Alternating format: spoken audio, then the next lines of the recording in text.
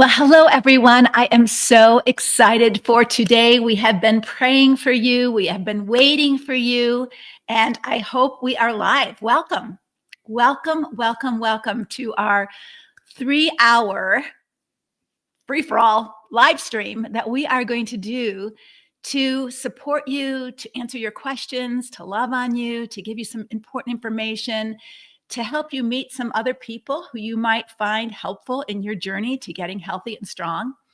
And just want you to know that we are, so I just got the thumbs up, we're live. Tell me, say hello. I would love to hear from you. Just say hello in the chat. We would love to hear from you. And I'm just going to tell you a little bit of how today's going to roll. We are going to be here for 3 hours. Obviously, I understand you may not be able to give us 3 hours in a row to be here. It's okay. We want to serve you. We want to bless you. We want to help you. All right. So say hello that we're here. Thanks, Betsy. Appreciate that you let us know that you're here. We have a very full day for you. So let me tell you a little bit about how today's going to roll. I'm going to share some things about what healthy and unhealthy relationships look like. Let's do a little math here for just a minute. I'm going to put this up. So unhealthy plus unhealthy equals what? Toxic, right? We always have eyes for the other person who's unhealthy because they may be obviously unhealthy, but there may be some things in us that are also unhealthy, like we have no boundaries, like we're afraid to say no. We're too nice. We're too loyal when we shouldn't trust someone, we still trust them. Those things are unhealthy too. And so unhealthy plus unhealthy equals toxic. So what do we do to change that equation? Because we don't want our kiddos to grow up in a toxic family. We don't want to be in a toxic relationship. Where do we start? What do we do? What's step one? We're going to be talking about that today. Hello, I see people from Belgium, California. So glad that you're here. So glad that you're here. Remember, we're on our public Facebook page, so be careful what you put in the chat. I understand that there may be some questions that you ask or some comments that you make to one another, but this is on our public page. So just be careful. Those from YouTube, we're welcoming you here as well. So glad you're here. So we're going to share about what healthy and unhealthy and what you can do as a first step. We're also going to have some interviews with other women. If you've been listening to me for any length of time, you know that I have battled pneumonia, bronchitis, and I'm still with this scratchy throat. Hold on. You're going to meet some of my team. You're going to meet some other women who have gone from being in a healthy, toxic relationship to being different. I'm going to answer some of your questions about our Conquer group because Conquer closes tomorrow and it doesn't reopen again until October.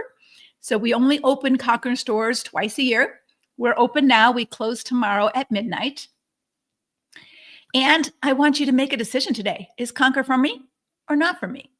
And we're going to help you make that decision. But let's start by setting an intention. Can we do that together? Can we set an intention?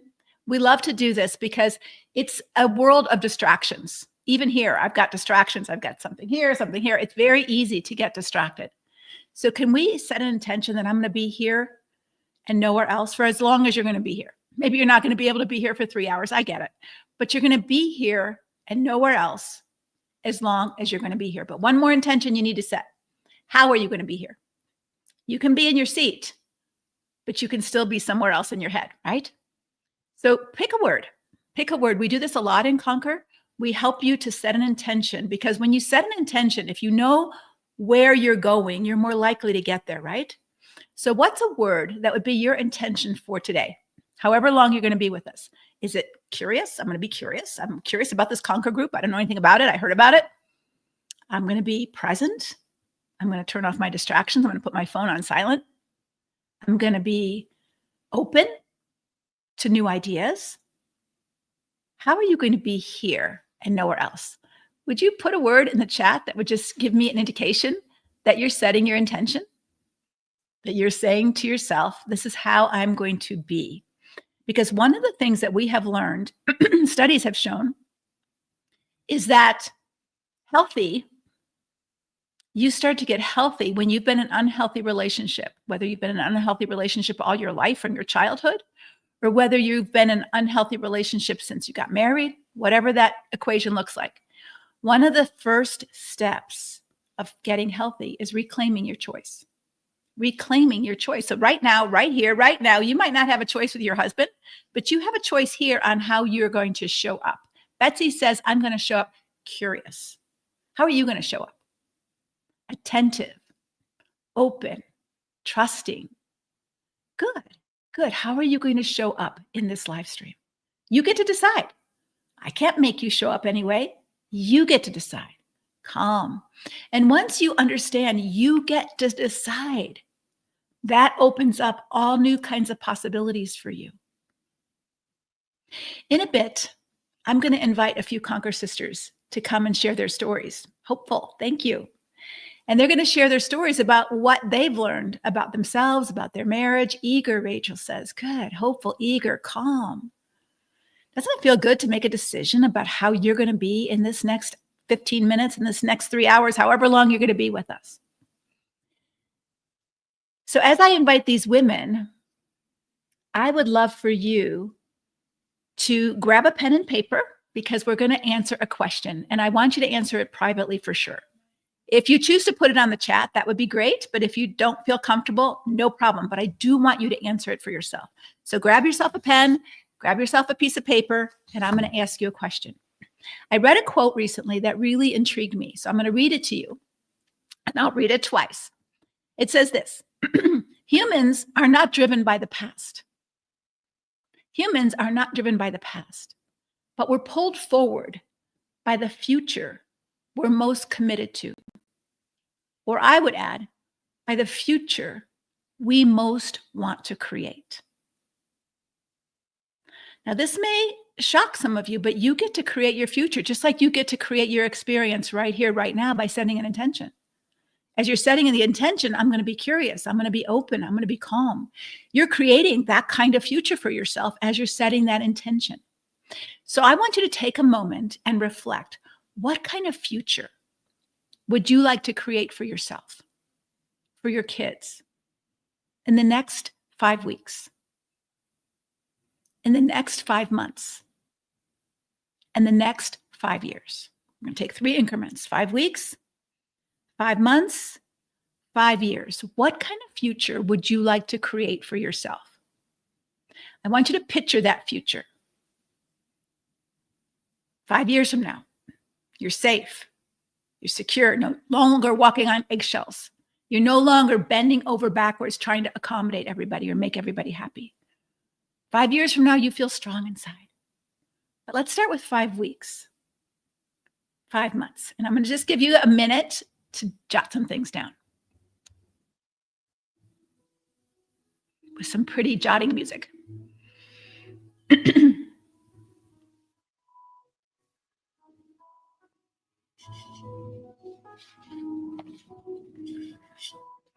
What kind of future do you want to create? You get to choice. You get to create today. You get to create this moment, how you're going to show up. You can't create all the external stuff, but you can create how you're going to show up. You get to create your future. What kind of future do you want to create? Right? You get to decide what kind of meal you're going to cook tonight. You get to decide what you're going to eat today. You get to decide what comes out of your mouth or doesn't. That's where your power lies, ladies. If you're starting to feel powerless, notice you get to decide.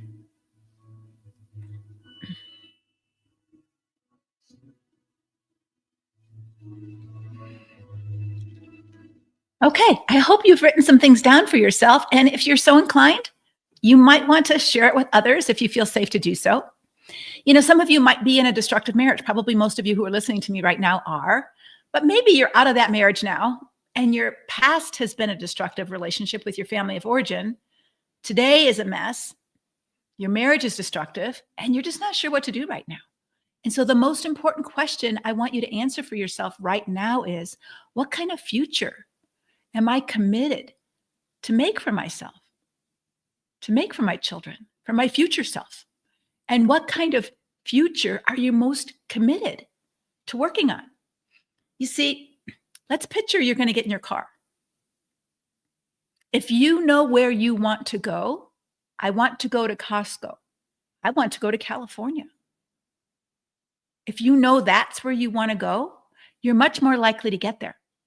If you get in your car today and you have no destination in mind and you just start driving, you might end up driving in circles and using as much gas and as much energy as you would use to drive to Costco or California.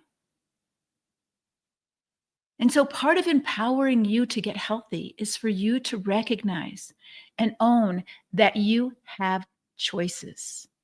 And if you are a Christian woman listening to me right now, and you're in a destructive marriage or leaving one, I believe that you will need some support and help, learning to get healthier, making better choices, and having a healthy future.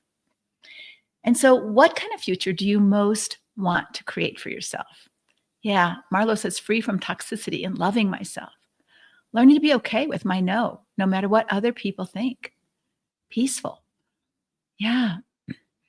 I want to help my daughter. I want to help her well. I struggle with these feelings myself, but it's with my dad and others like him. Yeah, we all do as women. Sometimes we do get bullied and intimidated. I was just reading a letter I sent to my pastor back in 2012 about how he was bullying and intimidating women who were coming to me because they were not getting help from the pastor.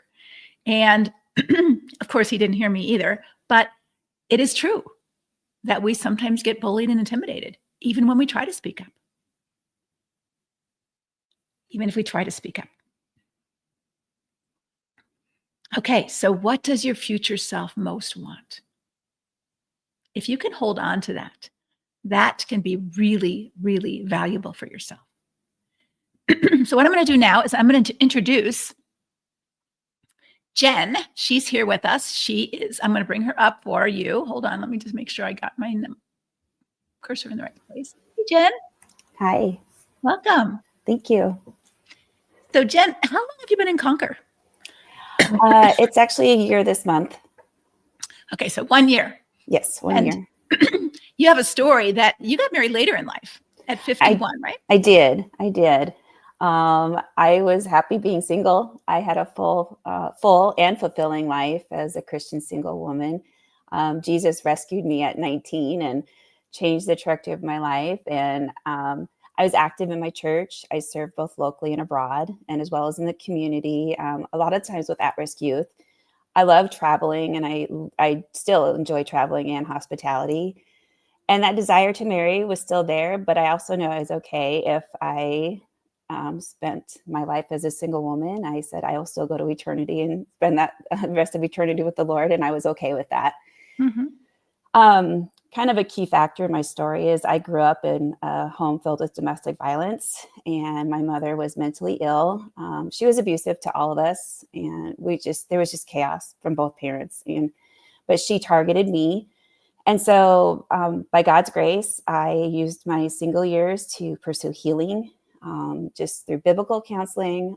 My church at the time, they called them heart counselors. And I also did professional counseling for several years when I lived in North Carolina. Mm-hmm. And so what led you to get married?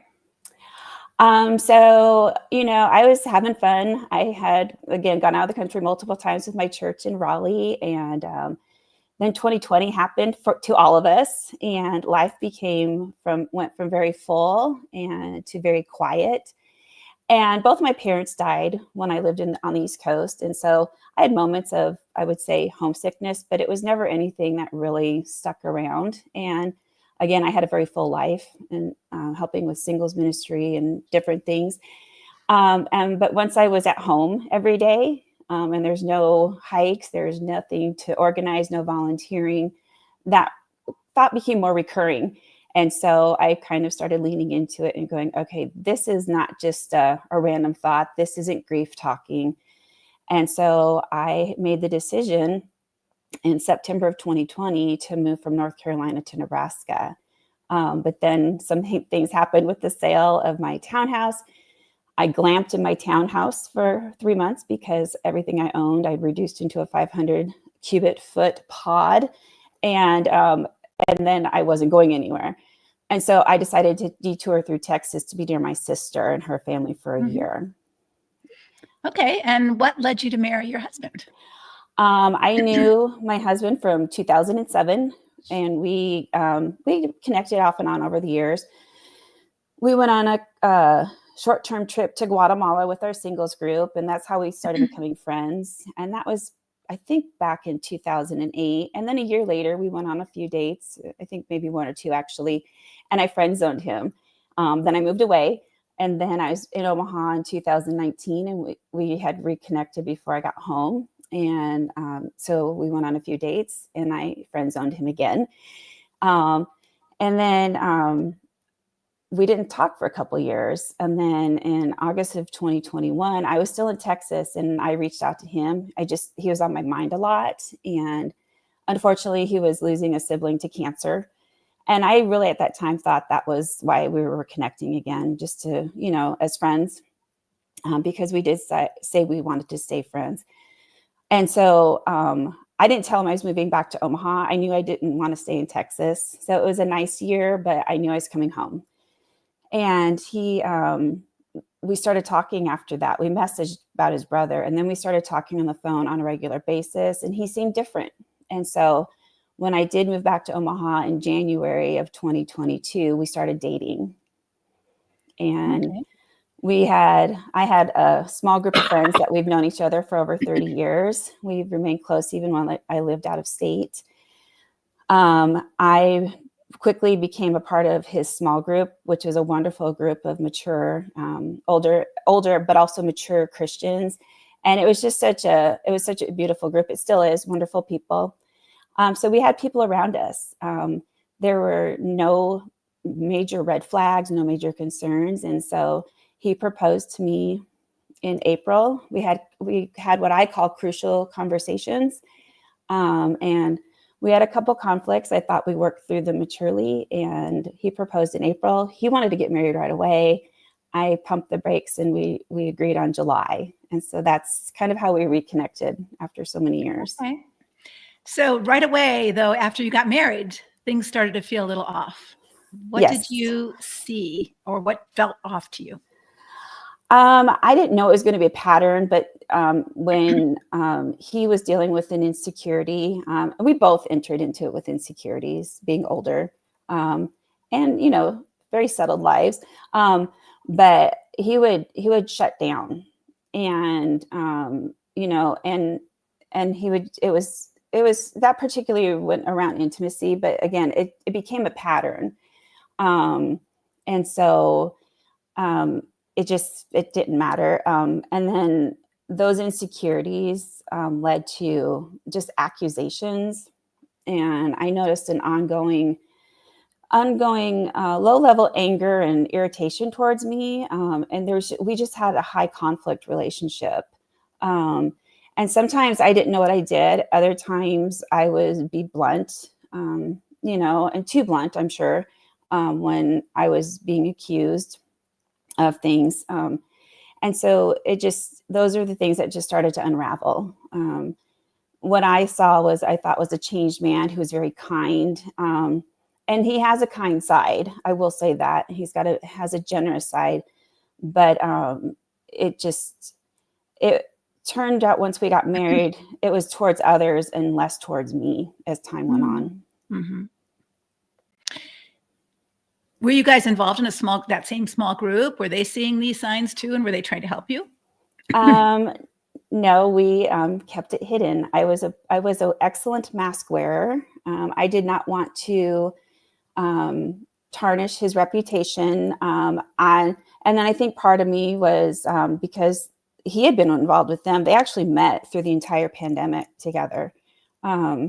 Every Sunday, and almost they prayed about forming a new church plant, but the Lord did not lead in that direction. And so we had dinner every Tuesday. We studied the Word, and it was just a great small group. Wonderful, again, people. I don't see them anymore. It's kind of sad, and there's no ill feelings. It's just different, and so, but we didn't tell anybody. And when we finally did tell. The husband and the wife I became friends with all of them. He married us. There's a pastor and his wife, And so we did finally tell them, and some things that were going on where I would try to disengage. I wasn't doing it well, but I tried to disengage and say, I need space. He would follow me and keep yelling. And he'd stand in a doorway and I'd feel trapped almost. I don't think I was literally trapped, but that's, I think, when I do have CPTSD. I have learned that, and I would feel trapped. And so I, in my mind, wasn't sure, is this going to escalate to the point where it did when I was younger? Because the level of yelling and tension and conflict and arguing was escalating. And so there's a part of me that didn't know.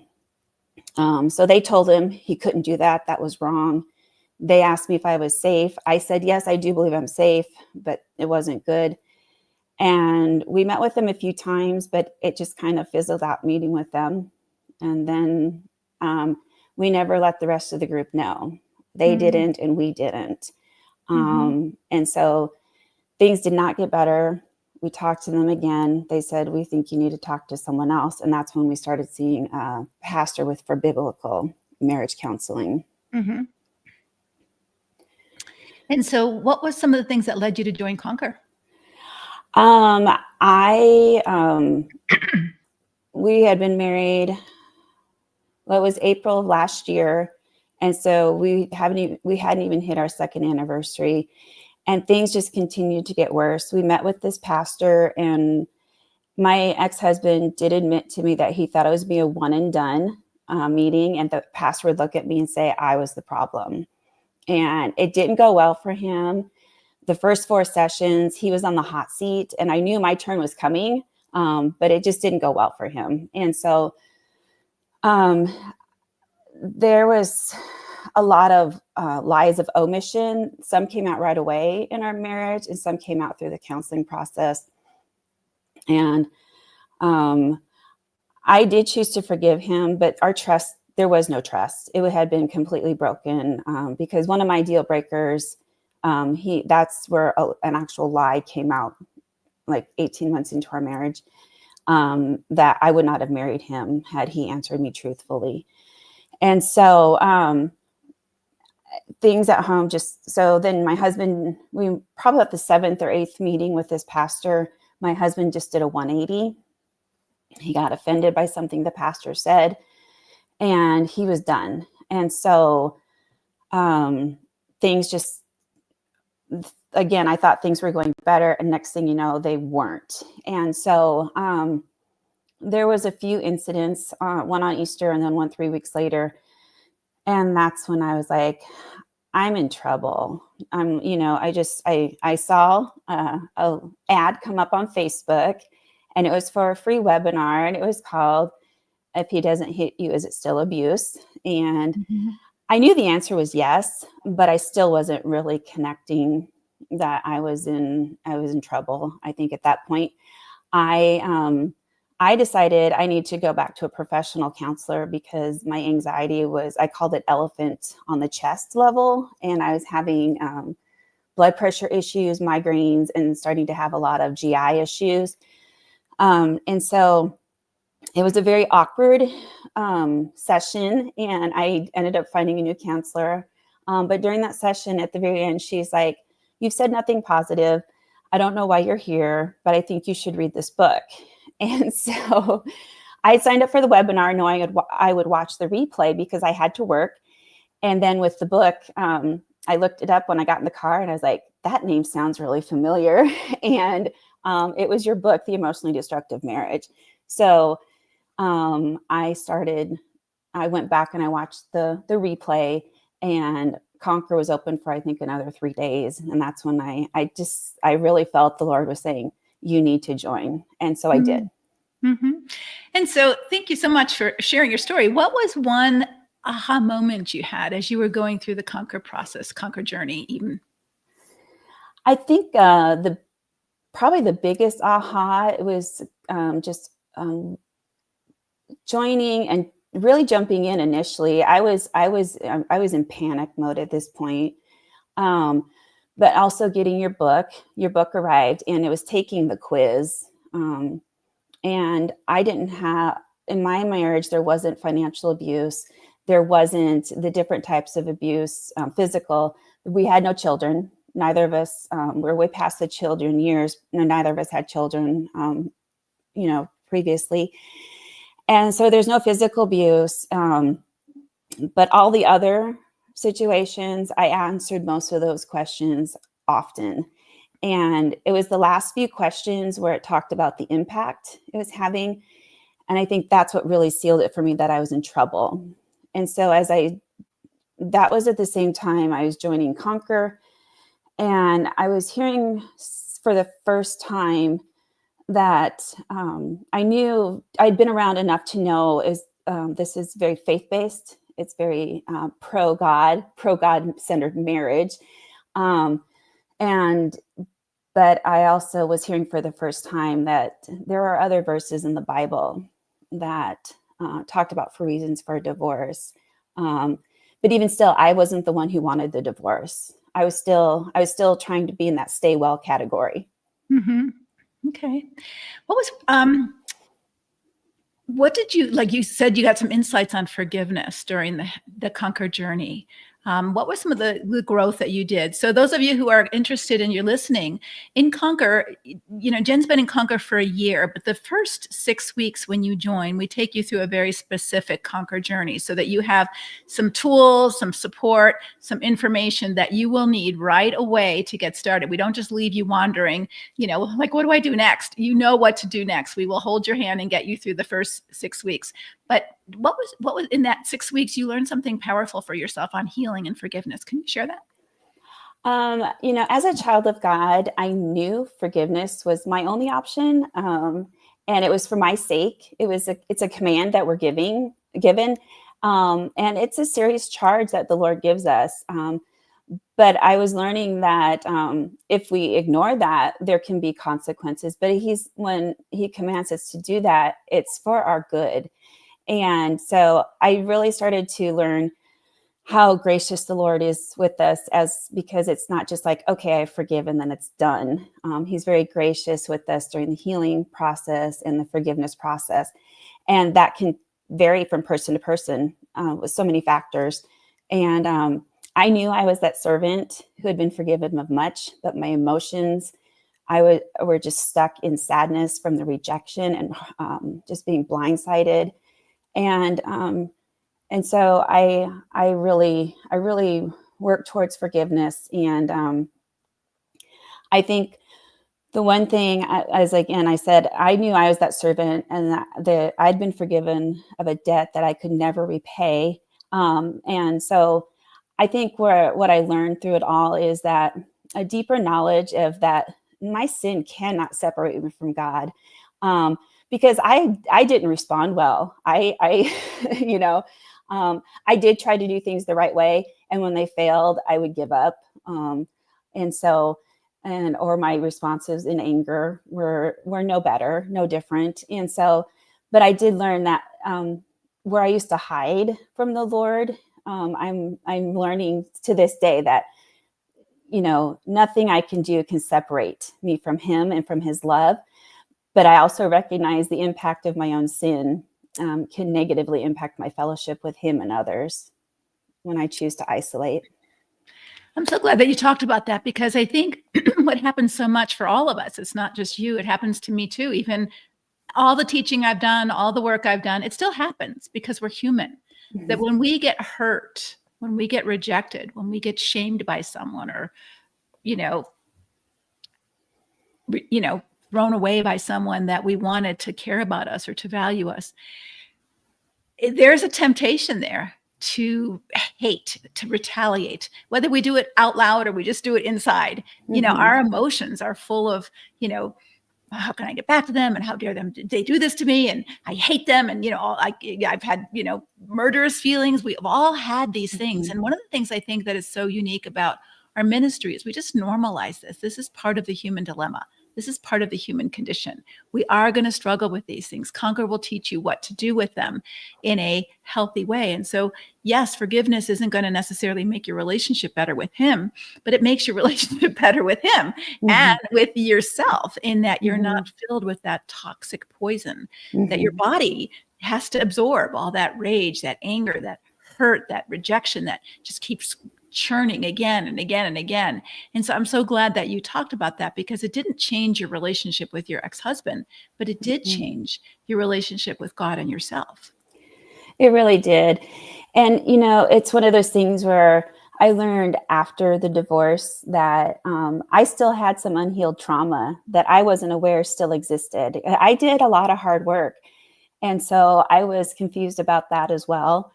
And, more than one thing can be true. I was in a destructive marriage, but I was also having a lot of triggers that I didn't know were still in me. I didn't used to say the words trauma or trigger before all of this. And so, but, I have come to the place, I'm in a different place, but still in process. People will laugh when I say the biggest lesson I'm learning is just to be human, because I was never allowed to be human growing up. None of us were. And then I learned how to be perfect on the outside, you just kind of take it on the chin and move on. And so, but God is using, the rejection, the disappointment, the heartache, and the experience of this failure to do a deeper healing of trauma, again, of wounds that I didn't know were still there from growing up in domestic violence and long-term abuse. Jen, I'm so glad you said that, because you said something really powerful that I think our women need to hear, both in Conquer as well as those who are listening, is that God doesn't waste anything. And so the things that we think, God, why did you let this happen to me? He's letting it happen to me sometimes for our good, in that there's garbage inside of us that need to come out. And sometimes it doesn't come out until someone pokes it.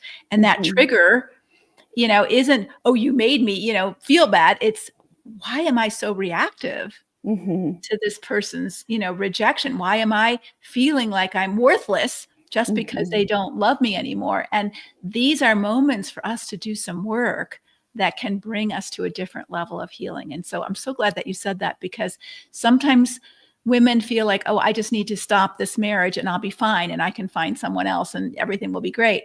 And this marriage has touched on some things in you as well that need to be healed and addressed. And so part of Conquer is we talk about that. It's not just about him. It's about how he impacted you. And what does that tell you about the areas of growth or your triggers that you need healing in, so that they don't get so activated?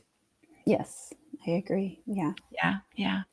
Anything else you want to share with our women who are listening?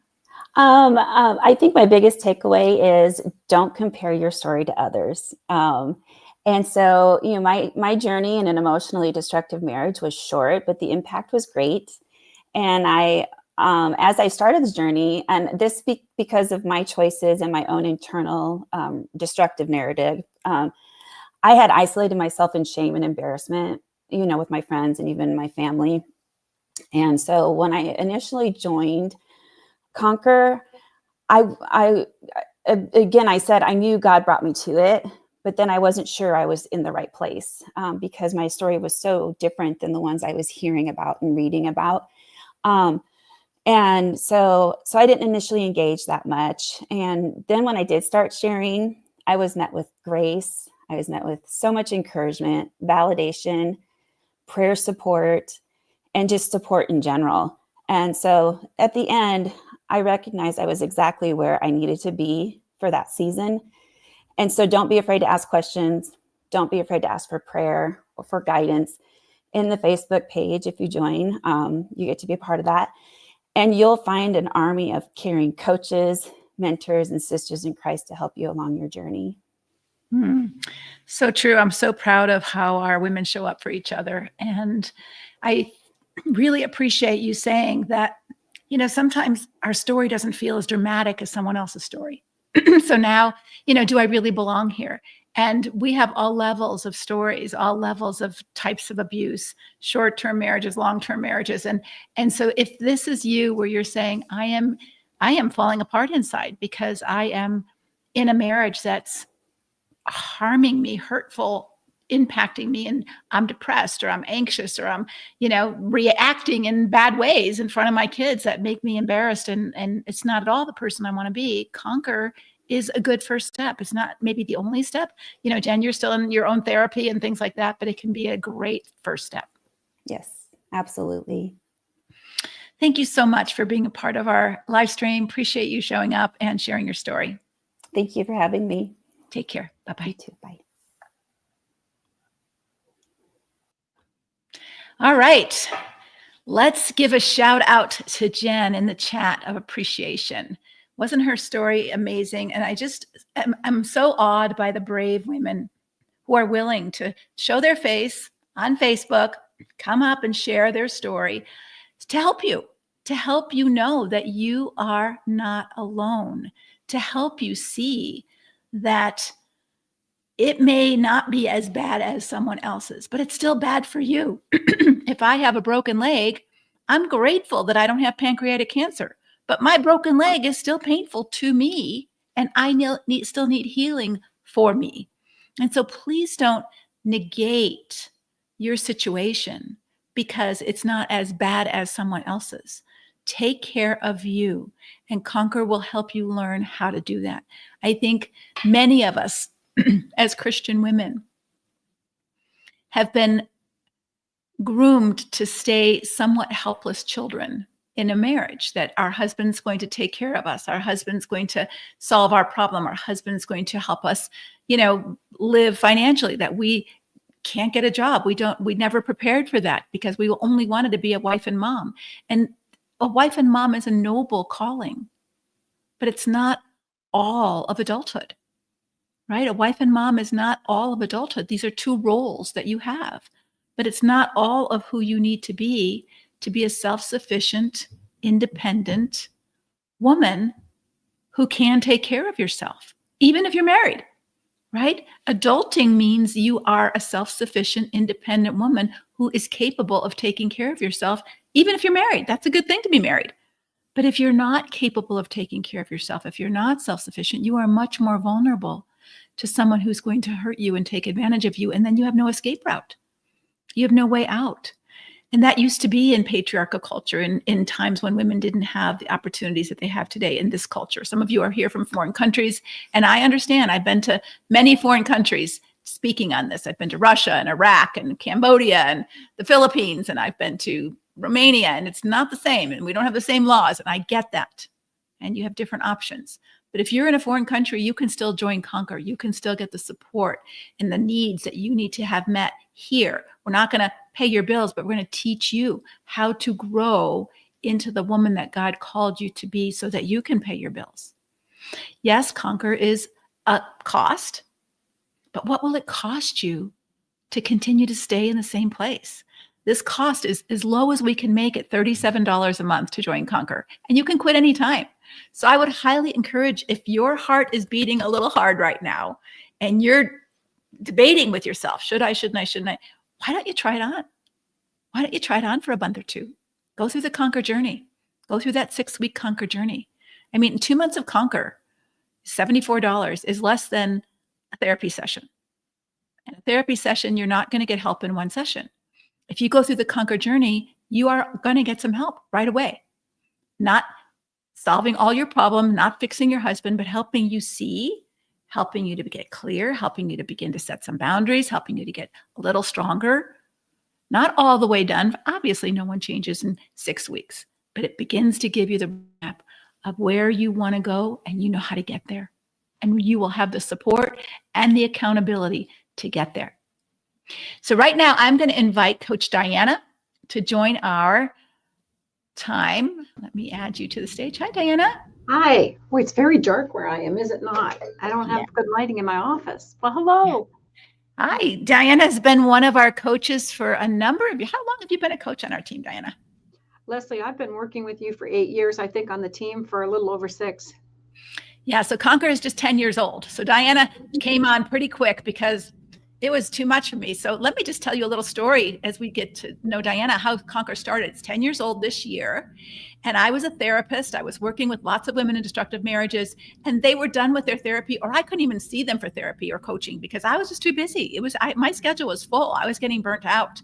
And someone suggested, why don't you make an online membership group that we can all hang out with one another and support one another. And you can show up once or twice a month and give us a teaching and answer our questions. And so that's what we did. And we had about 40 women who wanted to be a part of that group to begin with. And then people kept knocking on our doors. I've heard about Conquer. I want to join. And people read my book and they'd contact me, and I can't afford counseling, but I need help. And so that's where it began. And pretty soon it got bigger than I could handle alone. And so Diana, Susan, and Leanne are my coaches. And Diana, I'm so, so glad that you are here. What do you love most about our ministry? Gosh, can I say it all in just a couple sentences? Leslie, what I love about our ministry is I don't believe there is another ministry like it that is biblically based, that specializes and focuses for women who are moving through difficult and destructive places and relationships in their lives. And our staff, Leslie, we have a truly amazing staff. From our back tech team to our admin team to our support team, because we truly love the Lord and we truly love the women that we're working with, and we want them to have a wonderful experience, right? And I've seen our staff be unified, come together, really kind of to handhold those newbies, right? And also the community that we have are there for one another as well. So there's so much good to being here. I love that you said that. And, ladies, if you're like me and tech challenged, because I'm, over 65, I didn't learn all that naturally. And so every time I press a button, I get nervous. I have a team of women in customer support who love you and want to help you and will walk you through. If you're nervous about joining, because I don't know how to get on this and I don't know how to do that, we will help you. They will help. I can't help you. They will help you. I will help you get safe. They will help you get tech savvy. All right. And so we work as a team, and we have a beautiful team. And one of the things that are our highest values in Conquer, and we talk about this, is we want our women to be seen, to be heard, and to be valued. Something that maybe you haven't felt your whole life, not in your marriage, not in your church, not in your family of origin. We don't want that to happen here. And so please, we will give you emails to contact us if you have a problem getting in or with tech. We want this to be an experience for you that will change your sense of self, your sense of God, and your sense of how do I do relationship. What do you think is so impactful in Conquer for those who finish the Conquer journey? They do their 6-week Conquer journey, but they don't quit. They stay and they still do their work in Conquer. What have you seen, Diana, over the years for women who have stayed longer? Like Jen, she's been in Conquer for a whole year now. What have you seen in those women who have stayed longer? I see deeper change, because we know change is a process. And in our first couple months in Conquer, we're just getting our feet wet. We have it very well laid out. We know how to get you grounded and moving to where you need to go. But Leslie, I'm not going to say how old I am, but I've been working on myself for decades. And change is a process, and transformation is a process. So the longer that you're in Conquer, the more friends you meet, the more support you have, the less isolated you are, and you can dig in deep, because we have so many wonderful opportunities for you to grow at different levels. And so you're peeling back the layers of the onion, and you're getting stronger one piece at a time. And I told my ladies, you'll be working on this month, but you'll come back to your notes and look at them again in 6 months and say, oh, I've got this down. I'm on to something else. And so we want you to continue in a path of strength and empowerment so that you can be strong and that you have a community where you're not alone. Yeah. And I agree with you, Diana. I've been working on myself. I was abused as a child. I've been working on myself ever since. And I just, Jen talked about a trigger. I just had a pretty strong trigger towards something about a month ago. And it really has caused me to dive deep into some things that I didn't realize I hadn't healed from either. And so even though you're functioning pretty well on the outer world, you might even be an author and write a book and lead an organization, we still have issues to work on. We still have things that God is saying, I'm going to press on this right now. And ouch, ouch, ouch, don't press on that. But I'm going to press on that right now because you need to look at that. You need to heal that, girlfriend. And so God is a loving God who wants us to be mature, just like a loving parent wants their kids to be mature. And so if your child is struggling with certain aspects of immaturity, we know that's going to hurt them in their life. And so we try to help them have opportunities to mature. And God may want you to mature right now through this destructive marriage. It may not save your marriage for you to mature, but it will help you and your children. And it might just save your marriage if you mature. Because when you're reactive and he's reactive, guess what? It's like putting gasoline on a fire. And your littles are watching the reactivity in your home, and they're learning this is normal fight. This is how people get along. This isn't normal. This isn't how it's normal to be reactive. But we need to learn how to calm ourselves down. We need to learn to not be so reactive when someone else is reactive, because it's only going to go south from there. So thanks for that insight about how the growth never ends. Yeah. What changes do you see as members commit themselves to really doing that work? As you've been here 8 years, what kind of growth and what kind of changes have you seen in the women? Let me think about that, Leslie. I think initially what comes on board is a greater understanding about where they have been and what they have experienced that has not been for their good. And that clarity is huge, because you can stay stuck in confusion for so long. You may know you're not doing well. You may know what's happening to you is not okay. But to have validation, clarity, and a path forward is huge. It's huge for your body. It's huge for your brain, for your nervous system. And so I get to see that change. And then also a deeper and a biblically based knowledge of scriptures that support an accurate perception of God's word in terms of where they are at and what they are facing in their life in any particular situation. I think you've done a great job with that and educating all of us, Leslie, and I applaud you for that, because you are a deep student of the word and have opened up scripture to me in ways that I hadn't seen before. And we pass that on to all of our members. And then the other thing is, Leslie, as I watch our women, it's really from a low opinion of themselves, a heavy countenance, to a lighter perspective, a brighter sense of their future, and the ability to really be empowered to make choices in their life and to know for certain what is important for them to step into. So maybe from an externally focused decision-making to internally knowing, I can know. Yeah. And I love that. I love that instead of depending on someone else to tell me what to do, one of the things that we teach our Conquer sisters, that, to read the word for themselves, to not just take Leslie's point of view or take your pastor's point of view or take somebody else on the internet's point of view. I mean, I listen to people too. I get good information, but I'm always looking at the Bible. Does it match? Does it really go along with what God's character is, what God's word says, not just in one verse, but the overall picture of God's word. So we can take, 1 Corinthians 13, and we can say, love believes all things. That's often thrown in your face as an abused woman. Well, love believes all things. So why aren't you believing me? Why aren't you trusting me? And yet the man who wrote that passage writes elsewhere, I don't trust Timothy. He did me wrong. Right? And later on, he learned to trust Timothy because Timothy rebuilt that broken trust. Not Timothy. Who was it? John Mark, who abandoned him. It wasn't Timothy, but he wrote it in Timothy. So what I'm saying is we have to know God's word. We have to know the whole counsel of God's word. And it's not that you're going to become a scholar in God's word. I'm certainly not a scholar in Greek or any of those kind of things, but I do read his word for myself. And if I have a question and I'm not sure I agree with what my pastor said, I've had arguments with my pastor about certain things, about I don't think that's what the Bible says, and here's why, and here's this. And I hope I stimulate him to think about it, and I hope he stimulates me to think about it, because that's how we sharpen one another. The Bible says iron sharpens iron. Don't just be a passive recipient of God's word. Learn it for yourself. And so I'm so glad you brought that up, Diana. Anything else that you'd like to share for those people who might be on the fence, like, oh, I don't know if this is for me. This sounds like too much work, or too scary, or I'm not sure. Any advice? I would say it is work.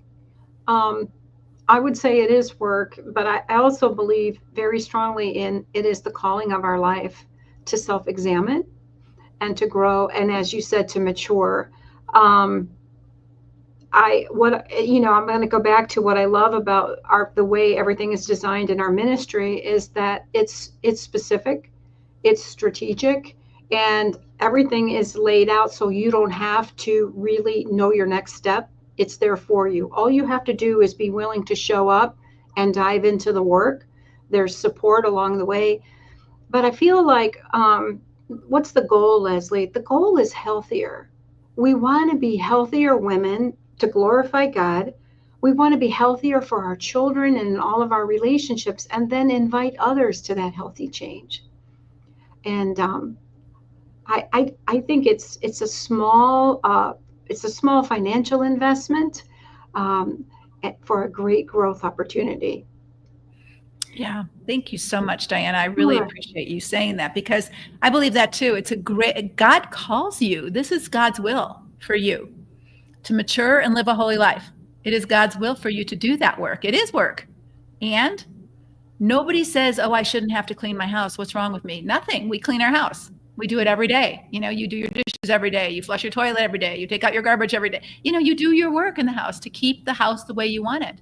But sometimes we don't do our internal work, and we're filled with negative emotions and bad thoughts and lies in our head, and we're not doing our work to continue to grow and be mature and become the woman that God called us to be, and we let someone else blow our light out. Absolutely. And we live languishing, and that is not God's will for you.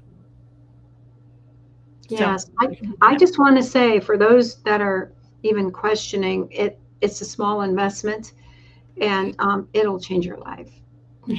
Yeah. Thank you so much, Diana. Appreciate you. All right, I'm gonna let you go and get back to your life and do what you need to do. Hold on. All right.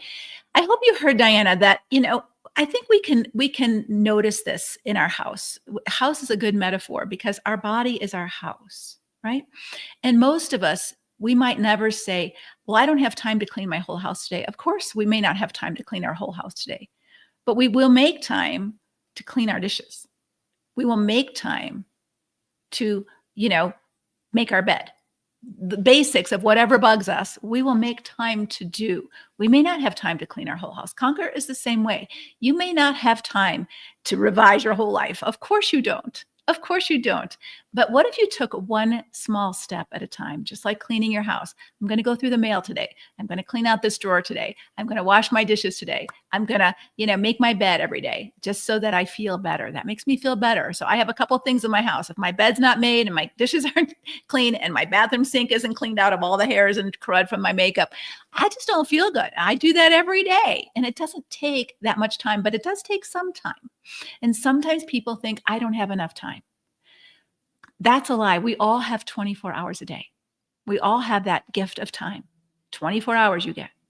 8 hours you're sleeping. So let's say you have 16 hours. What do you do in your 16 hours to take care of you? The Bible tells you that you're to steward your one precious life. Your job in life is not just to be a servant and maid to everyone else's life. Sometimes someone else needs to pick up the pieces of their own life.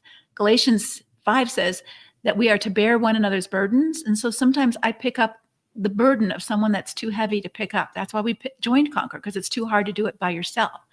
But each should carry their own load.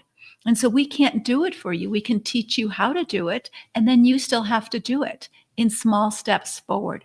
And so it's so important that you understand that if you want to become the person you want to become, just like if you want a beautiful home, you've got to work at cleaning it up. If you want a life, a future life that you're proud of. I just came back from Chicago. We celebrated my dad's 95th birthday. And it was very moving for me to see his legacy. Now, here is a man who didn't go to college, worked at a telephone company, putting telephone lines up when they used to do it that way. His whole life, he retired, became a Christian, married a woman. Both of them were not Christians at the time. They were both unhealthy. My mother was more so, drank a lot, mentally ill. She left my dad. He became a Christian, got his act together, began to learn, began to grow, began to mature. A lot of hurt in his childhood. His mom died when he was 12. His dad couldn't take care of him. He was shoved off to an older brother. So there's lots of trauma everywhere in life. And what do you do with that? And so here's this man at 95 years old at this birthday party, which I was thinking, he's thinking this is his early funeral, of everybody tributing him. And honestly, and the most beautiful thing that I heard wasn't from the siblings, although it was, all the siblings gave him honor, but it was people, other kids, our friends, my brother's friends who my dad kind of took under his wing and mentored to become men. God wants me to help you become your best self. He knows you're languishing. He knows you're hurting. He knows what's going on in your house. And you've been praying your guts out. God, why aren't you changing him? And maybe God has been trying to, but he doesn't want to. But you're here right now. And so I'm going to say, maybe God's saying, girlfriend, it's you I want to change. You're the one who's crying out to me. You're the one who's getting hurt. You're the one who's being impacted by his selfishness, by his adultery, by his abuse to you. Your children are the ones who are being harmed. I want to help you get safe. I want to help you get strong. And I want you to get healthy my way, not the world's way. And so what do you have to lose? What do you have to lose? Put some time in. Yes, it's expensive for some of you. $37 is, but it's less than $2 a day. I mean, you can't even get coffee at $2 a day out. And there are many creative ways that you can earn that $37. I mean, I pay my house cleaner $200 to clean my house. I don't do it once a month, all right? Once a month, $200. If you clean someone's house once a month, you could get $37. If you babysit a child after school, twice a week, easy. For 1 week, $37. You can get that if you want to. If you want to. And if you absolutely cannot because you are totally disabled, we have scholarships. We want you to be a part of this group if you need it, if you're willing to do the work. And we will help you. We will support you. We will give you all you need to do the work. But you can go to the gym and they can have a trainer to help you and you still don't lift the weights because you don't want to. So you have to make that decision. I want to get stronger. There's all kinds of information in Conquer. There's all kinds of bonuses that you're going to get on how to manage your time, how to do your time well so that you can take part of this. If you're a really busy person, you're working full time. And I'm not going to go into all that right now, but we have the resources to help you succeed if you want to, if you want to. Okay. So right now I'm going to invite another Conquer sister into the room, Valerie. Welcome, Valerie. Hi. Hi. Can you hear We're so me? glad you're here. I can. Valerie, how long have you been in Conquer? I'm halfway through my second year. Okay. Did the first year. Mm-hmm. Yep. I love Conquer. Love it. I'm the cheerleader. Well, thank you. I mean, just the first, okay, I'll let you talk. That's all right. Go ahead. Well, the first year was a struggle because, my heart was broken and I was grateful to find just a whole computer full of women in similar situations who understood because, you reach out to friends and family and they love you, but really don't have the greatest advice. And just, being able to join Conquer and dig through the library and listen to lessons that I can apply. And I mean, I say can because I still am applying all of them and listening to one or two of the same, I don't know if you call them podcasts. I'm really not up to date on all the new terminology with everything. So forgive me on that. You're a perfect example, because most of the women who join will probably not be, and it's okay. I don't even know all the right words, and I just, I just go to the library and look up one of the topics and say, oh, that's me. Let's go. And but yes, I love it. So I'm into the second year now, and I'm in the second year with joy. The first year I was struggling. I was doing my work. I was not wanting to show up to do my work because it hurt so much. But in this second year, I kind of like made it over the mountain, and now I'm kind of sliding down the slope and finding myself again, and like, ooh, there she is over there. Ooh, there she is too. And anyway, that's wonderful. I get a little excited about it. Let's backtrack a bit, Valerie, because I know you were abandoned by your first husband, and you actually had a season where you kind of loved being a single mom. And, then you were prompted toward remarriage. Can you walk us through that season and what led you to say yes to a second marriage? Yes. Well, first of all, I came from a broken family. My parents weren't the best examples, and I really never wanted to get married, but I knew I was going to have 2 daughters, so I had to get married to do that. And I did love my first husband, but he came from a broken family too, and I kind of saw the writing on the wall and knew he was going to be leaving, and there was nothing I could do to stop it. So I did make sure that, I know a lot of other women have done this too. I already had one child who was 3, and I made sure that she was not going to be an only child, because I loved my sister. I wanted my daughter to love her sister. So fast forward, when my second daughter was born and she was a couple weeks old, he just never came home again. And it was great. I loved it. I did not mind being a single parent. I hated that it didn't work out for him, but I couldn't fix his problems. And I love being a mom. Would do it for 25 kids. I just love that part of life. And I was happily chugging along 11 years, single and homeschooling my girls, and had a farm. The backstory is I did grow up with a company and was able to invest and grow before my children were born. So I had my own finances. And then I was taking a road trip with my daughters, and the Lord, just like he was sitting there next to me in the car, said, it's time for you to have a husband and for your daughters to have a father. So surely nobody else does this, but I said, oh, okay, how will I make that happen, instead of letting the Lord do what he was telling me he was going to do. And I joined an online dating group, and our profiles matched up.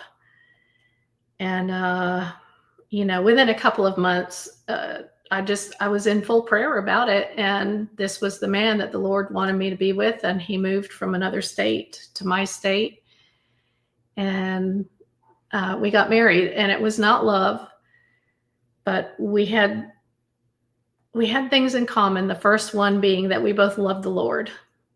And that was important for this second marriage, because the first marriage, although I loved the Lord, I wasn't walking with him like I, was 11 years later, and even now. Anyway, so we got married, and in our old age, I had my last baby at 44 years old, and the girls were growing up, and I just was noticing some things, like I mentioned in my profile before, a week after the honeymoon, I started seeing things. But what did you start seeing? Because I think it's important if you could share that a little bit, because I know that women see things and they ignore it. They make excuses. Oh, he's just tired, or, oh, this is just a one-off, so what were some of the things that you were seeing? Well, because we didn't know each other very long before we got married, and I know who I am. I love being active. I'm creative. I love thriving. I love adventures. And he said he loved all that too. And, had excuses why he hadn't been that way in his life before, but was ready to just start a new adventure. And a week after we got home from being married, well, first of all, before we set the date, he had been working in his home state. And I didn't want to set a wedding date until he was done having to go back to his home state.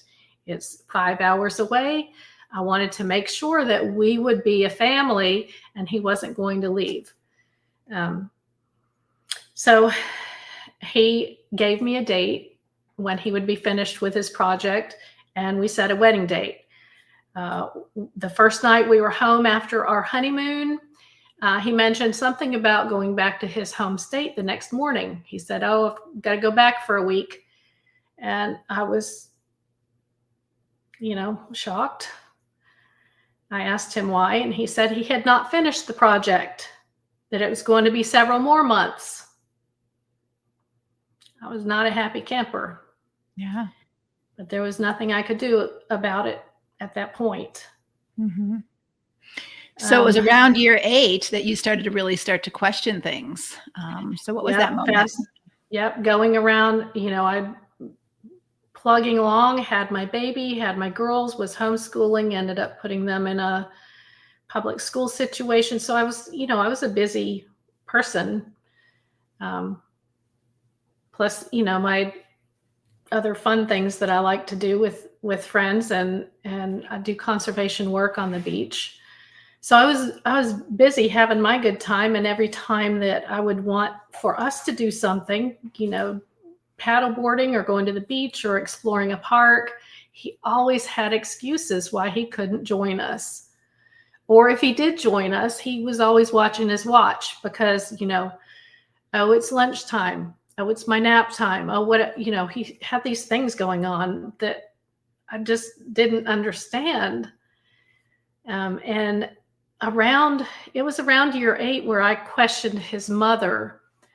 And I didn't know much about the spectrum. I just really don't think I've known anybody on the spectrum. But I asked her, and she had him when she was 16 years old. She, got away from her bad family, just did. And I asked if she would think that her son was on the spectrum, looking back at who he was as a child and a young teenager and all that. She didn't have an understanding about being on the spectrum, so she said she just didn't know. And I put it aside. But I just kept watching. And things weren't getting better. It might get better for a minute. We'd have a little chat. Things would be better for, a week. And then they wouldn't be anymore because from what I've read for my husband's situation, he's very good at making things better for, until I was happy, and then stepping back out into his own comfort. And just, I don't know, there's a lot more to that, but I'm not going to get into it because I don't want to hurt anybody's feelings, thinking that I really don't.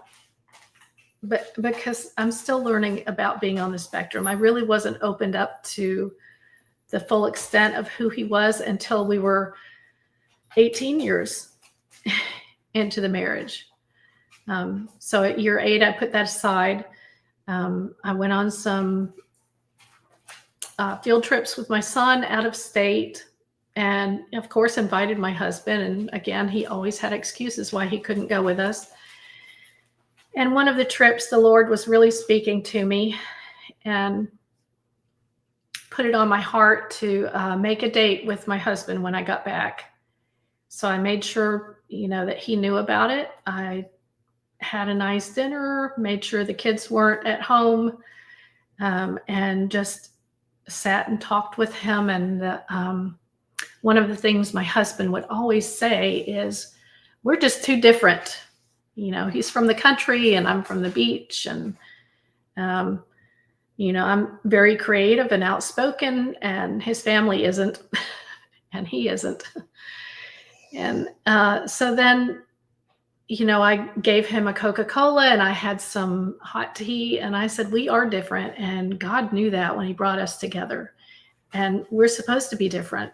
You're a man, I'm a woman, and he has a bigger plan than what we can see, but we just need to figure it out, because we both came into this knowing we wanted our second marriages to be much better than our first ones, and we were not going to give up. And we talked about that before we each said I do. And I just laid my heart out and asked forgiveness for not making him feel like he was the best person on this earth in my life, and just laid it all out. And then I stopped talking and, asked if he had anything to say. And I waited and waited and waited, and he just stared straight ahead. And after 15 minutes, he wasn't going to answer. So I told him I was going for a little walk, and I got up. I did not invite him, because at this point in our marriage, now we're about 12 or 13 years into the marriage. I really felt like it was on his side of the street to say, I want to go with you. Maybe it'd be easier to talk when I'm walking, but he didn't. And I was gone for an hour, just bawling, to the Lord. When I got back, he was watching a movie like nothing had happened. So I decided to step back from the marriage at that point. I didn't sign us up for any more couples retreats. I didn't, we used to take ballroom dancing. Everything we did were things that I planned for us. Even, just having a night just for us at the supper table, or after the kids were in bed, just a movie that just he and I wanted to watch without the kids interrupting. I didn't plan anything. I just stepped back to see what he would plan, to see how he would step up for us. And he didn't. Sorry, that was really long. That's okay. So Okay. what made you finally decide, and I think this is really important. So I'm so glad you're sharing it so honestly, because neglect, which is what your husband was doing, he was just completely neglecting his role as a husband. I don't know what he was like as a father, but he was certainly neglecting his role as a husband, and thought, if I bring home a paycheck, that's enough. I'm just a body in this room. I'm going to go do what I want to do. I'm going to go, spend my time watching movies or doing my own thing or whatever. And there was some deceit also by not being honest with you ahead of time about what he would be willing to do and not willing. But I think so often, we're in a relationship and we can't call it abuse. He's not swearing at you. He's not hitting you. He's not, telling you you're awful. He's just not seeing you at all. No, and he was not bringing home a paycheck regularly. And when I would question that, he would get mad at me and say I was overspending. And so what did you do? I think you got my book first, didn't you? And well, I was listening to a couple of other women who I've followed for years, and that's where your name came up. Yay! And yes, I got the book, and I probably wasn't even one page into the book going, oh my gosh, this is my life. This is my life. I'm so glad Leslie wrote this book. And then that led me to Conquer, and, to the online group and the library and the live meetings. And I just, actually, it was around the same time that I heard about Conquer, that, and I had been in prayer for years, and just specifically journaling and crying out to the Lord, asking for him to just show me, is there something I need to see? Am I just this horrible wife that he's just out there upset that he ever got married a second time? What is it I need to see? And that's when he also brought to me a book about Asperger's. And when I was reading that, it was it was all about my husband, and the man who wrote it was about my husband's age. So, in their generation, it wasn't diagnosed or talked about, or so having that understanding about who he was, and then asking the Lord to open the door for us to talk about that, and which the Lord did eventually about a year later. But joining Conquer was my open door to just let it go and begin healing for myself, so that I could be the encouraging person who I used to be before I started getting stuck in bitterness and anger. I didn't like myself for quite a while there. Yeah. And I think that's so insightful for you to say that, I didn't like him, but I also didn't like me. Mm-hmm. I didn't like how this was impacting me and how I was allowing this to impact me. And the fact that you noticed it and didn't just, I'm sure you did for a minute, blame him. But I think to say this, I need help. I need help. And I think this is so important, ladies that are listening. Yes, people impact us, right? So if I drive to Costco this afternoon and a drunk driver hits me and I'm in the hospital in intensive care, I'm going to blame them for my accident. I'm here because of you. Right? But who takes responsibility to get me well? Me. Mm-hmm. Right? Me. And this is the mistake that so many women in abusive relationships make. You want him to take the responsibility of what he did, and he's not doing that. But you're in the hospital, or you're in intensive care, or you're emotionally broken down, or you're feeling scared to death to make a decision, or you aren't capable of working, or whatever it is where you are right now. And the person who has to take responsibility for your well-being and healing is you.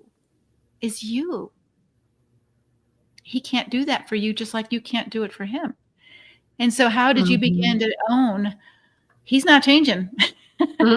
He's not changing, and I'm not happy. Yeah. So there's where you are. And so because of scripture being mistaught for so many of us, and then reading, really the biggest thing that stood out to me was that God loves me before he loves a marriage. And I know I probably worded that wrong too, but in my brain, that's how it works. And yes, he does love me. And is God getting the best of me every single day? No, he wasn't, because I was so worried about my marriage that I wasn't doing it right, or he wasn't doing it right, or, what needs to be changed. And so I was focusing so much on all of that versus my relationship with the Lord. The Lord loves me. The Lord loves my husband. And even looking at how he had changed, because he was in this marriage with this, what he would call an overbearing woman. He wasn't being all who he needed to be with the Lord either. Anyway, so that's where I was just praying a lot more. And I definitely felt that I threw my pearls to swine when I would do these fabulous things for our marriage and for our relationship, and he would just ignore it or be nasty about it or say mean things. So I just knew something had to change. And again, being in prayer about it, one of the days, the Lord was very clear to me and sent me out to the kitchen where my husband would sit in the kitchen for 8 or 10 hours a day watching YouTube videos on his phone. And if I asked him for help, before I went out to the kitchen, actually, that's why I went out to the kitchen. Before I asked for a divorce, 3 months before that, when I was asking him to help me clean up the house because he was going to be home from work, he blew up and was physical. He was in my face, and I had to call my adult son from the other room to come pull him off of me. And that was the first time he ever got physical like that. And I just sat quiet for 3 months every single day, waiting for this man to come back to me and talk about it or apologize. And he didn't. But every day I was in front of the Lord, just being in his presence and And at the end of 3 months, he told me to go out and talk to my husband and tell him we were getting a divorce. And of course, my husband was totally shocked. And I asked him how long it had been since we had spoken with each other. And he said, oh, a couple of days. And I understand now from all the studying I've been doing with neurodivergent men, their time frame is completely different. They really, there's really something different in their brains than in someone who's not on the spectrum. And I understand that. I have grace for that, but I don't have to be married or in the same house with a man who's going to be that way. I'm not his mother. I'm not his housekeeper. I'm not his person to pay his bills. So anyway, Yeah.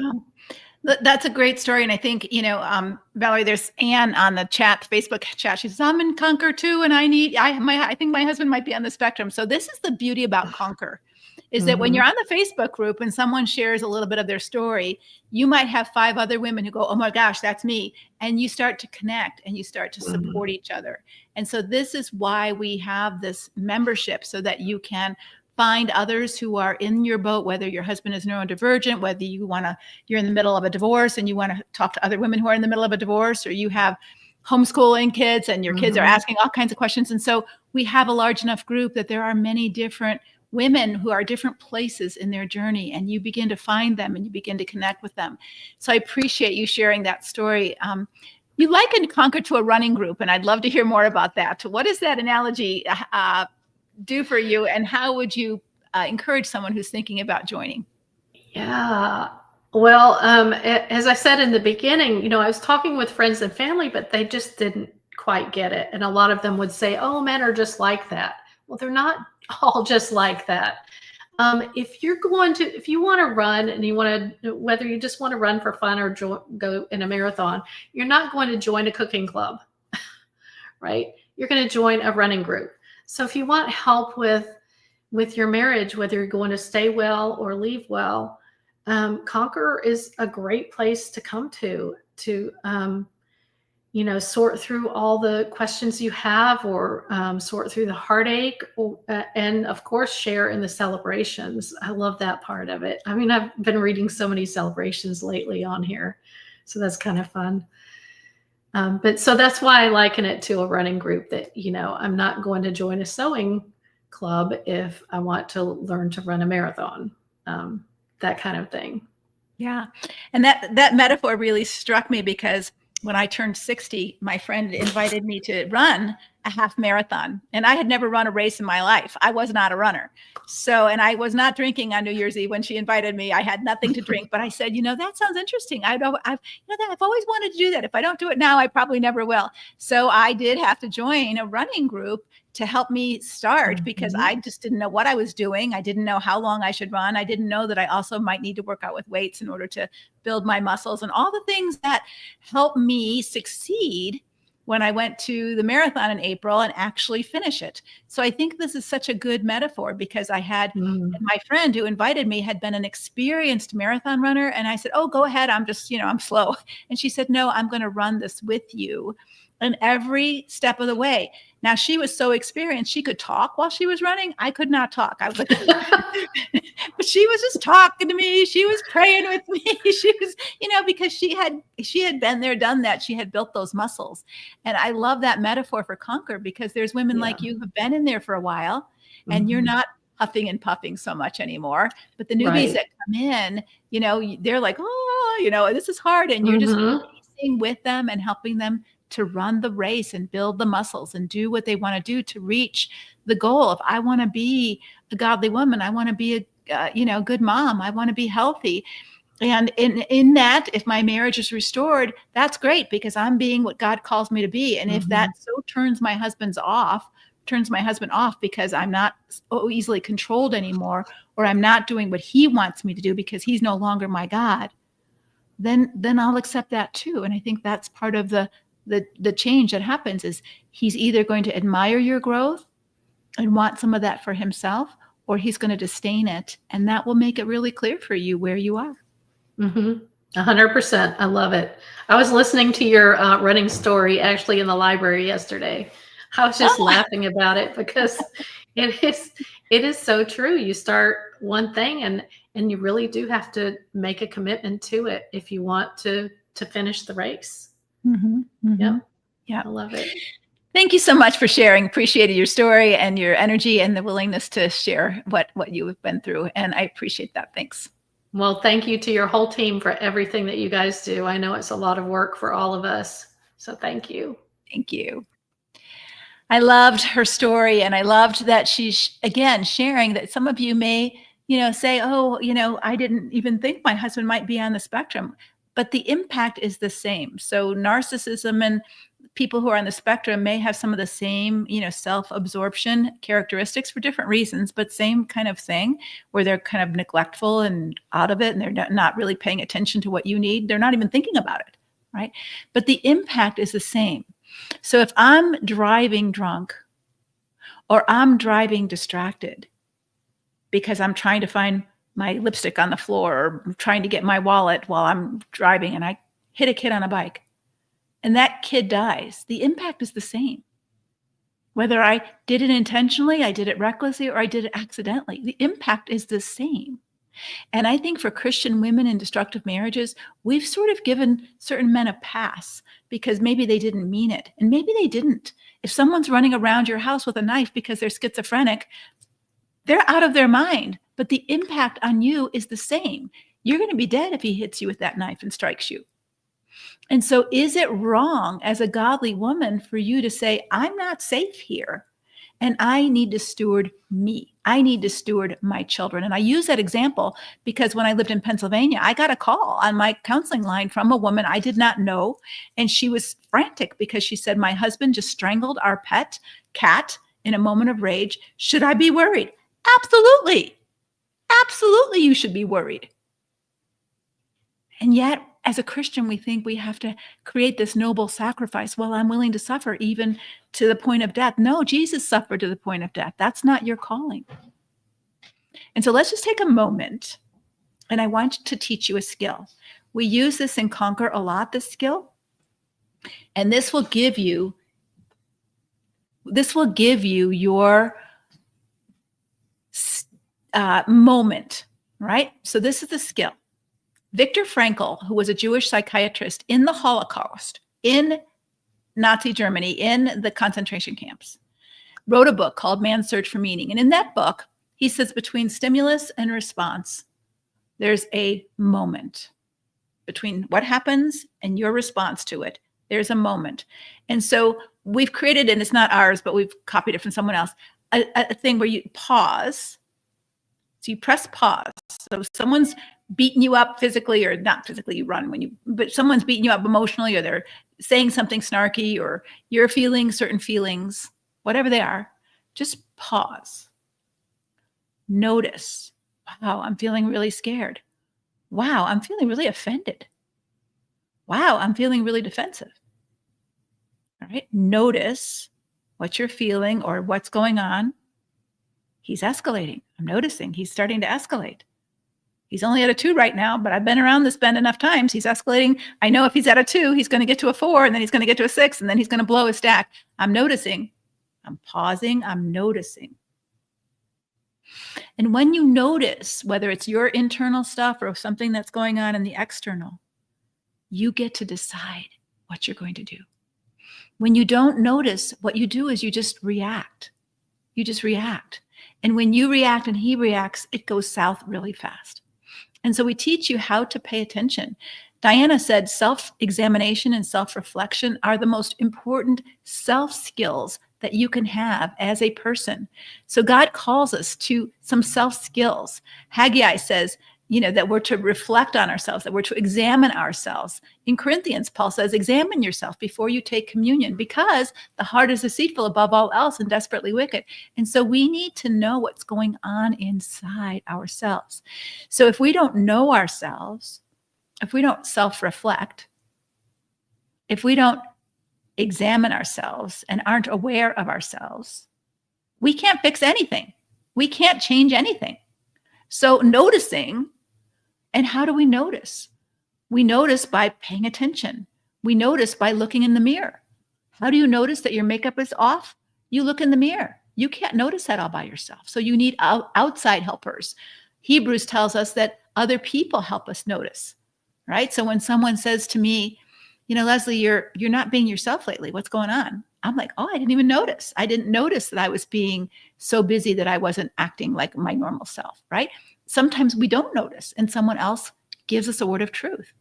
And so this is what Conquer helps us do, because you can't make a good choice if you don't understand your options or you don't understand the truth, what's going on. And so we're committed to Conquer to helping you learn the skill to pause, to notice, so that you can choose. So each of these women that you listen to, they said they noticed something at the very beginning of the relationship, right? They noticed something was off from the start. But they chose to ignore that. They chose to overrule their intuition. They chose to, make an excuse or whatever, because we do that to our own peril. To our own peril. So I want you to notice, if you join Conquer or not, I want you to notice two things that are going to be really important for your growth. And I want to just give this to you as a gift for all of you who are participating. I want you to notice whether you're having a bristly feeling. How many of you get a bristly feeling? Like I get a bristly feeling when someone bothers me. So if I'm deep in the middle of something in my office and my husband comes and opens the door and says, oh, I just wanted to tell you, I'm like, I can feel the bristle. I can why are you bothering me right now? I'm at work. That's what I'm thinking, right? I don't say that, but that's what I'm thinking. And I got a bristle, right? I got a bristle. Or someone does something that I don't like, I got a bristle. Do you notice that? Do you notice when you have a bristle? And if you don't choose, you might react with a snarky remark. Why are you bothering me right now? Don't you see I'm busy? Right? We could respond or react. So notice the bristle. And so now what I do is I notice the bristle and I say, boy, my reactive self is tempted to judge him for bothering me. And that's not who I want to be. That's not who I am. And so thank you, God, for helping me notice the bristle, because now I can choose to say, hey, hon, I'm really busy right now. I can't talk. And that sounds so much better than, why are you bothering me? Right? But now I get to choose. I get to show up how I want to.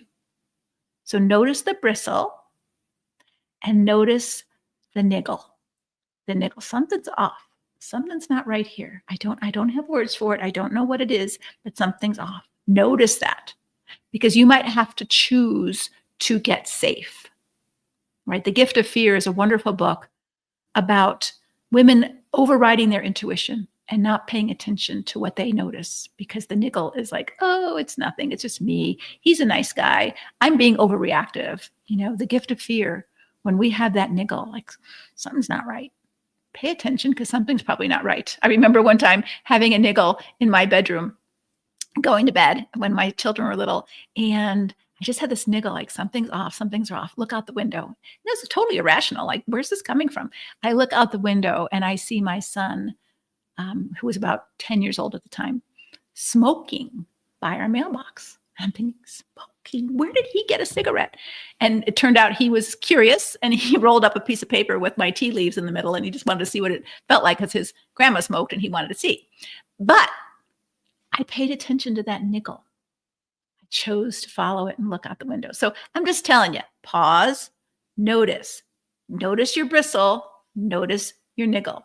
Either one of those are important for you to make the next right choice. So maybe your niggle right now is, you should join Conquer. You probably should join Conquer, but you're scared. I don't know how I'm going to come up with that money. I don't know how I'm going to make the time. You're making all kinds of excuses for yourself. Tomorrow the doors close for 6 months, and you're going to beat yourself up. I should have done it, because now I'm in a mess and I don't know what to do. So if you're having a niggle, pay attention. Pay attention. Okay? So now I'm going to invite Coach Susan, one of our coaches on our team, to join us. Hi, Susan. We can't hear you. Can you turn on your volume? Oh, yes. There you go. Yay. Hi. Good We're to be here. It's been great so far, and I just learned something. I've never heard niggle. So thank you for that. Well, I just made it up. We had that little niggle inside. Yeah. I call it my niggle, the intuition side, like, oh, something doesn't feel right. And we just heard these women who talked about that niggle right after they got married. It just didn't feel right. And I think women have an extra bigger niggle than other people. And so I think we can pay attention to that and learn something from that. Absolutely. Susan, how long have you been on our team? Oh, wow, Leslie. I think it's been about 3.5 years. Does that sound right to you? It might be a little bit longer, but Susan has a gift at noticing. Mm-hmm. So I love that you wanted to, pay attention to that niggle, but Susan is probably our best noticer. She notices especially what's going on in your body and your emotions and how to catch yourself earlier rather than later. Because sometimes if we don't catch ourselves, it's sort of like we've talked about this yesterday in our Facebook Live.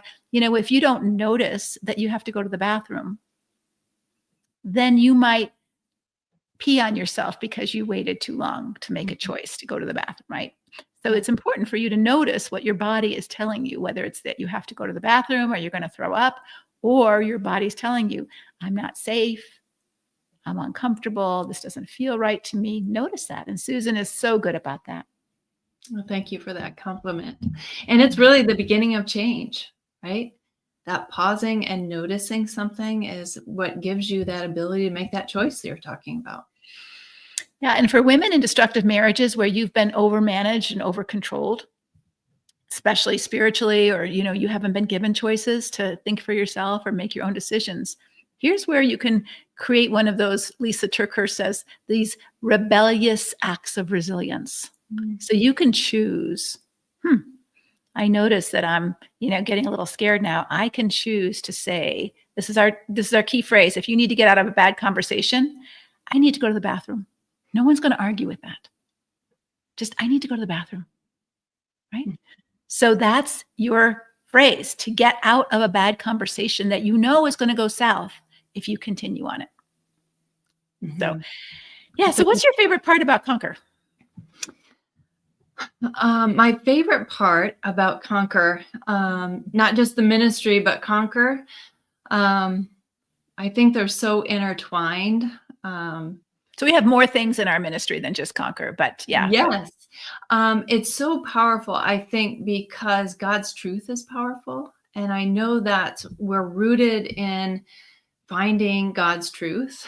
And Conquer helps women rediscover themselves and those parts of themselves that have been lost or diminished or have gone dormant. And I think when women start to live out the power God put inside of them through the Holy Spirit, incredible things happen. Members begin to move towards that internal peace, not a fake peace, but God's true peace. Why do you think Conquer in particular is so powerful for women when they first join those first 8 weeks and then as they continue the program? Well, as you mentioned earlier, I think it's a way to get them acclimated, to kind of transition into doing the hard work. I've heard a lot about that. It is work to do this. And I think having a transition into that hard work is helpful. And I look at that at 8 weeks as that transition where somebody is really, our team is coming alongside you in a much bigger way during that 8 weeks, so that you can get the lay of the land. And I find some people need to learn how to be seen, heard, and valued, and what that feels like. Many people haven't had that experience. Yeah. And you mentioned that as the high value of Conquer. And getting that experience sometimes can be scary for some. Even though it's such a good thing, it can be uncomfortable. Yeah, I sort of had this picture in my mind as you were sharing, Susan, of the first 8 weeks of Conquer are sort of like trying to ride a two-wheeler without your training wheels. And we, how your dad or mom used to hold the seat and kind of hold your back and kind of run alongside of you. That's what the first 8 weeks of Conquer are. So we're teaching you how to ride your own bike, so how to be your own person. And we're gonna be right there alongside of you the 8 weeks. Then as I remember when my father finally let go, I didn't know how to turn the corner. and I turned the corner right into the bushes, and so there's going to be some of that for you. You're going to turn the corner and go into the bushes and say, oops, now I've got to learn how to do this turn, and I've got to learn how to do this turn. I got to learn how to ride one with, hand brakes instead of foot brakes, and all the different things about learning a bicycle. And this will be your journey in Conquer, and you'll know what you need to learn sometimes by failing, by falling down. That's what we need to learn next. And so it's not I can't do this. That's the mindset piece that you have to be really clear on. But I don't know how to do this yet, and I need to learn how to do this. Yes, absolutely. What changes do you see in the women as you see them go through the program? Well, Coach Diana alluded to this. I see that brightness in their eyes and the shine in their face. And we've seen that, Valerie talked about joy, and you could see her joy, right? And her smile. And I see that in the women as they grow and as they mature, as they develop into that strong sense of self and purpose. I see that confidence and that strength develop in them over time to the point where they're not just surviving, but they're thriving, they're flourishing. Like Valerie shared, moving into that place of joy, it does take some time, but she got there. And I see that in the women as they take responsibility for themselves and their changes. I even hear it in the language that they use about themselves. Mm-hmm. They become safe and validating with themselves, and they gain agency. You talked about that ability to choose for themselves, which is such a beautiful thing. Mm-hmm. Yeah, one of the things I hear is language change too. Like, I can't. And then, what if I could? What if I could? And one of my favorite things to see on Conquer when I go on there is to see postings of something that they didn't think they could do. Like, I fixed my leaky toilet. I just went on YouTube and I can do this. I can mow my own lawn. I can, I can take care of my own bills. I can, I can speak up for myself with the pastor. And this, I can't, to maybe I can, to I can. And we celebrate those in Conquer. We want you to post your I can, I win, I did it, I solved my problem, and whatever it is, something small like I finally did my dishes and I didn't get so overwhelmed by everything and I did this small thing, or I mowed my lawn by myself. I didn't think I could do that. My husband always did that for me, and now I can do it, and it's not so scary. Mm-hmm. I love those I did it moments. And we share in celebration. Valerie mentioned that too. It's a great place to just cheer each other on. There's so much empowerment that happens when you can do these things for yourself that you didn't think you could. Mm-hmm. Accomplish it. And there's a whole community of women who will help you. So people will post on the Facebook page, hey, I'm not sure how to do this. Like, how can I work from home? How can I work from home? I've got littles at home and I don't know if I can bring some income to pay for some of this, or how do I talk to my husband about this? And you will get responses not only from our mentors, but from women, and pick and choose what works for you. It's not everybody's going to have the same advice, but even in the small things that have nothing to do with necessarily the big spiritual growth or the movement of your marriage and all those kind of things. But how do I talk to my kid about divorce? You will get a multitude of counselors, and there's wisdom in a multitude of counselors, and we're not all the same. And so some people will share a story of this, and some people will share a story of that, and some people will share a story of that. And you get to decide what's best for you. We don't tell anyone what they have to do, but we begin to create a roadmap of the direction of it. If this is where you want to go, healthy looks like this. Mm-hmm. So true. And because there are so many members across the world, it's pretty much any time of day or night. Don't you find that? I would love to see how many time zones Conquer represents, but I know it is many. Yeah. And we do have also some in Conquer. Once you're through the program in the first 8 weeks, you got your train wheels off and you're kind of riding your bike on your own. You're saying, okay, where am I going to go? I'm going to go here. I'm going to go there.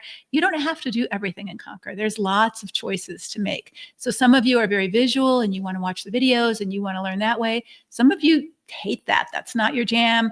And you just want to be in the community and you want to ask questions there, that's fine. Some of you want to join a circle group, which will be available later after you've been acclimated and your training wheels are off. So you're going to say, hey, I want to join these circle groups where women just get together and talk about a certain topic. Like, if I'm trying to stay well in this marriage, it doesn't mean I'm trying to make my marriage better. It just means I'm trying to stay without being resentful and broken down because I need the health insurance. My littles are too small to leave right now. And there's good reasons to stay, but I want to stay well. What does that look like? Who else is doing that here so I can connect with you? And maybe there's some people in your own vicinity. And what I do is every time I travel to a different location, we try to have a Conquer meetup so that Conquer women can meet each other who are local and they can support each other locally. So there's a huge amount of different things that we do in Conquer that all benefit you. Mm-hmm.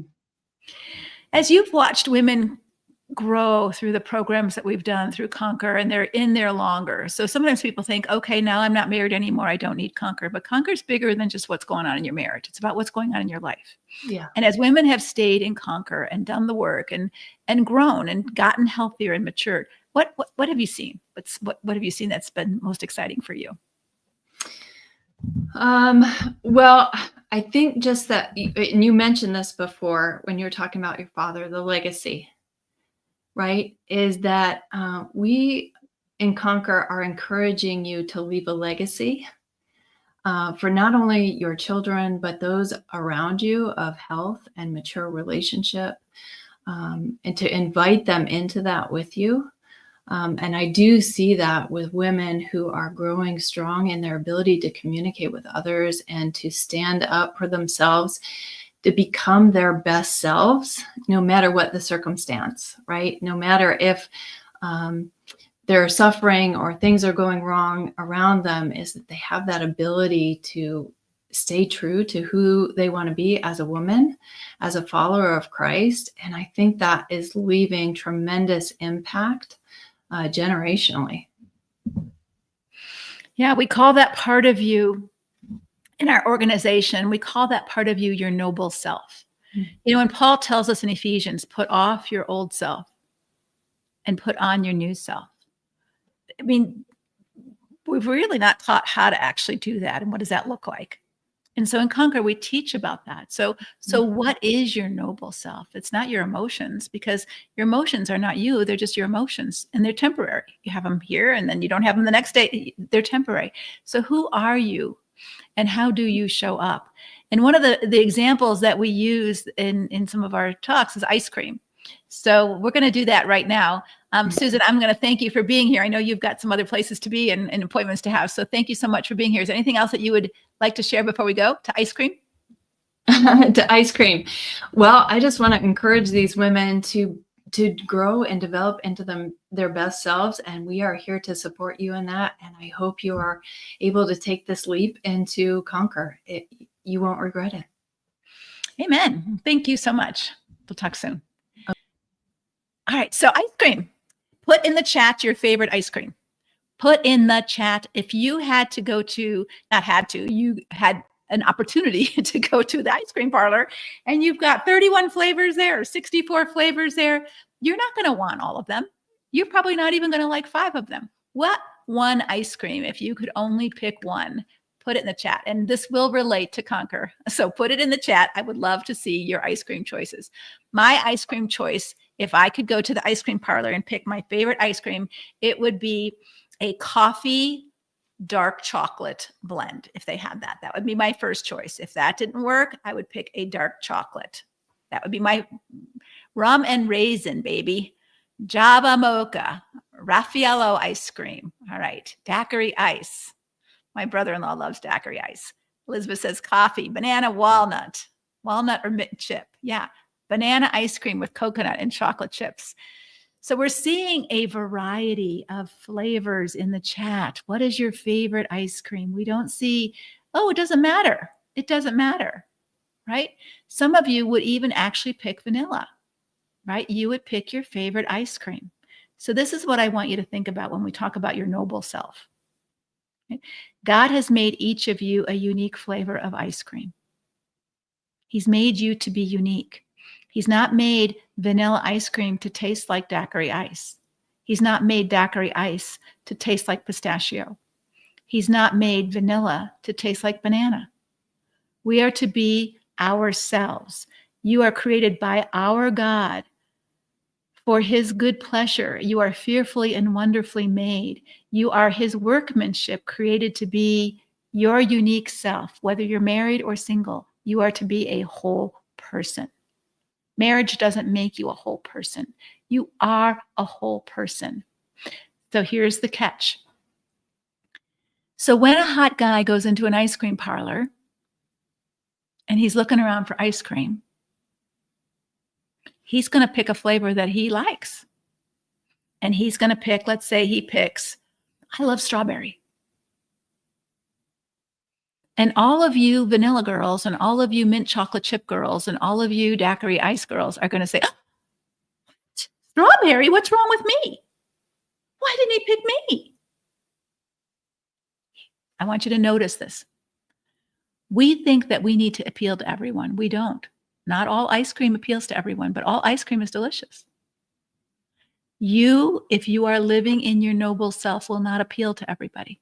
You're not supposed to. God didn't make you to appeal to everybody. Even Jesus didn't appeal to everybody. They didn't like him.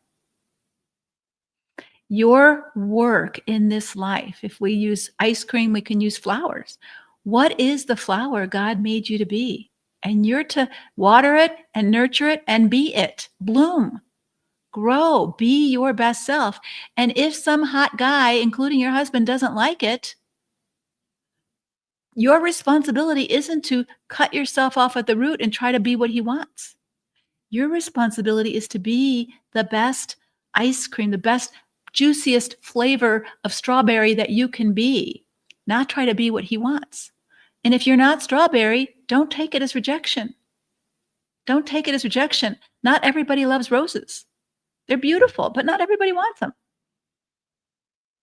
If you're a big old sunflower, be the best, brightest, cheeriest sunflower you can be. And not everybody likes sunflowers. But don't let that hurt your feelings. Like, what's wrong with me that someone doesn't like me?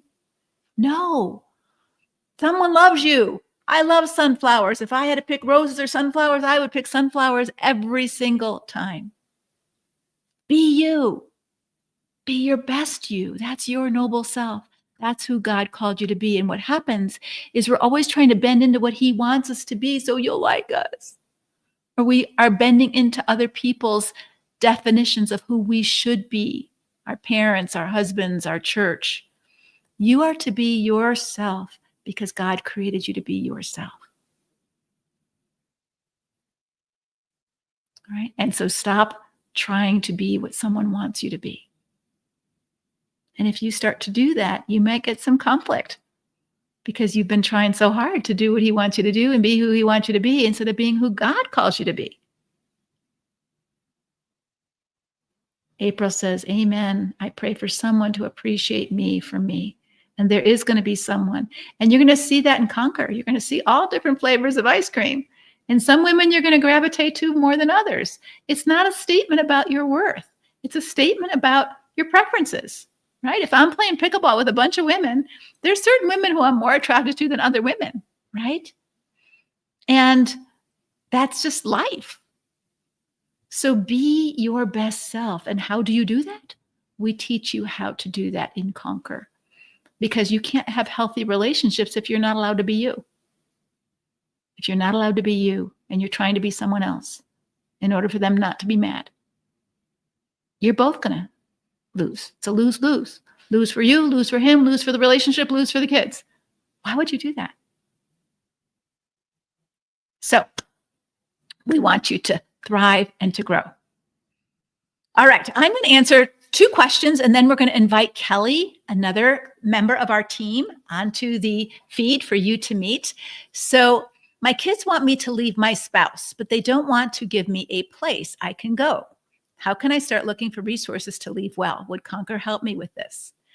Yes. So your kids, it's not their responsibility to take care of you unless you are unable to take care of yourself. So I don't know if you're in that place right now, but maybe part of what God's calling you to do is to finish adulting. Like, how do and I get it. We were not raised, especially women my age, we were not raised to be full adults. We were raised to want to be married and have children. And then our husband was going to take care of us. He was going to take care of the bills. He was going to take care of the finances. He was going to take care of us.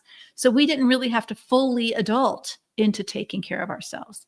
So this may be your jam. So my brother lost his wife when he was about 30, maybe in his late 30s. She had maybe early 40s. He had children to raise yet, and it was sudden death. And he hadn't fully adulted. Like, I don't know how to get into the computer. I don't even know the passwords. I don't know where our bank accounts are. She took care of all that. I did, I don't know what, I go to work, I come home, give her the paycheck. She does all the rest. All of a sudden, he's in a place where he has to do it all. And he became the most amazing man he wouldn't have become had that not happened. So I'm going to challenge you to say, what do you need to learn to be able to find a place? And maybe it's renting a room from someone right now so that you can begin to get employed, to begin to figure out what you're going to do. Maybe it's contacting a lawyer to see what kind of divorce settlement you're entitled to and what kind of resources you will have for support. So it's really easy, if you have been a dependent woman your whole life, to just expect your children to now take that responsibility. But I would say God has a different plan for you, unless you're physically unable to care for yourself. And that is that it's time. It's time for you to grow your own sea legs to support yourself in those ways. And so Conquer will teach you how to do that. Conquer will help you to do that, because that is God's will for you to mature and live as a fully grown adult. And that includes being able to take care of yourself that way. Okay? So that would be my answer. But Conquer can help you learn to do that. How can I help a friend who's been in a long-term marriage, who's been very emotionally destructive, who wants to stay well? Is Conquer only for married women?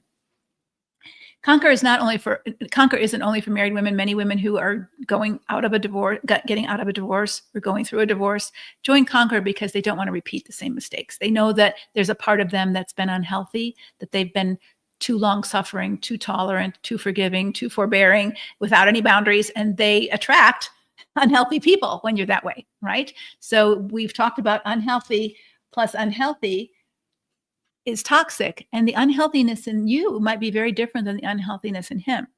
So you might have some wonderful qualities, but they're without any balance to the equation. So you're a great servant with no boundaries. Jesus had lots of boundaries, right? But you're a great servant, but you're afraid of people getting mad at you if you don't do what they want you to do. Well, that's unhealthy. It looks more noble than someone's just a selfish jerk, but it's not healthy.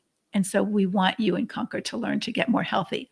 So if you're joining Conquer just to get the information so that you can help her as a friend, I would think it'd be better for you to pay for her to be in Conquer herself, for her to do her work, than for you to join and learn so that you can teach her.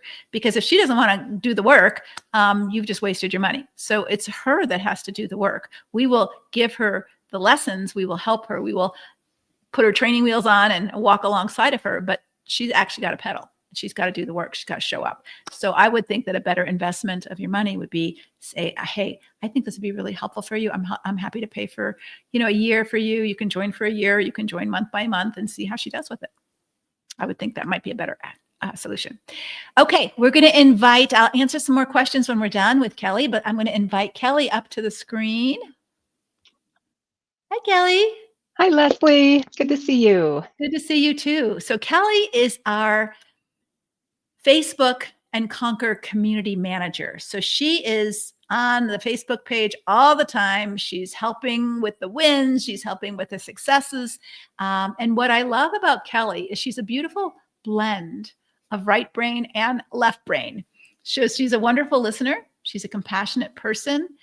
She's an amazing teacher, and she's organized. She's good with details, and she knows tech. Like, she can do it all. And so I really appreciate that. Kelly, you've been in Conquer forever. What do you love most about our ministry? First, thank you, Leslie, for the kind words. I appreciate that. And yeah, I have been in Conquer for quite a while. And, in my first few years of Conquer, I kind of decided then I'm just a lifetime member. I I have so much work to do. And So you joined as a woman in a destructive marriage. I did, yes. I came into Conquer like many of you are thinking about coming into Conquer. So yes.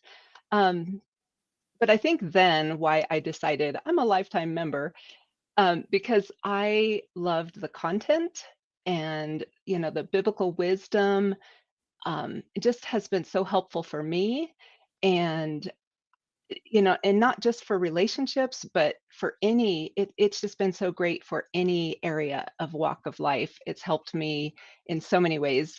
And what I love now, getting to, be on the team and see other women grow and learn, is that I get to see their mindset shifts, from the content and then working through that, wrestling through that in the community with others on similar journeys.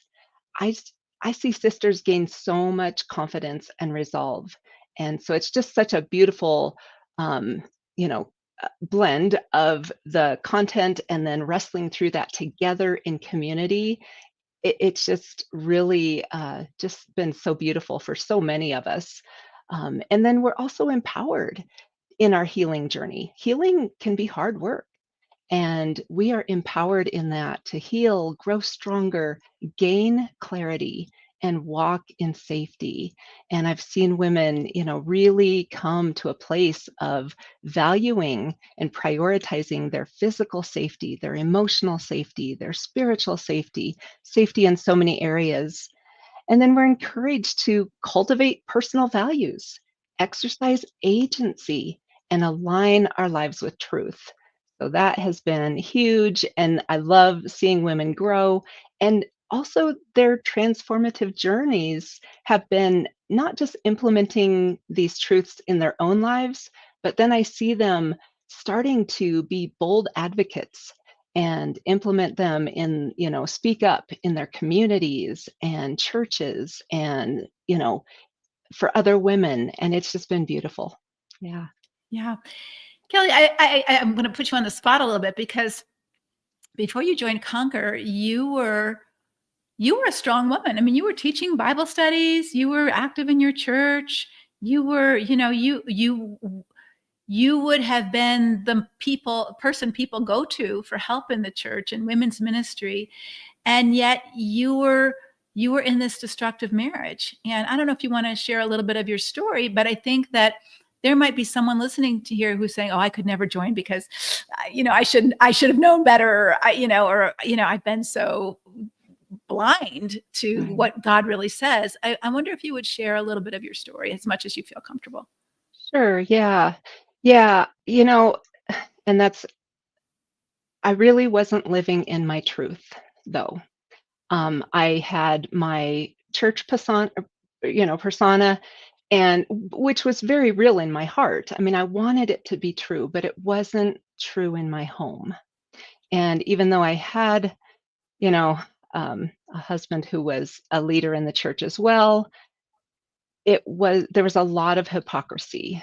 The truths were not lived out in the home, and there was a lot of just the covert abuse. There were threats and the control and lots of spiritual abuse. I thought I was being that great, godly submissive wife, and I was, but that wasn't. I was enabling destruction, and that wasn't what God wanted. It was not honoring to Him. So finding the truths here in Conquer, learning to be committed to my truth and not pretend any longer was huge for me. And it was so freeing. I remember one Sunday morning walking to church with my husband, beside me. And I was, in this big awakening. There was just so much destruction, and I knew it, and I knew it couldn't go on. It wasn't sustainable.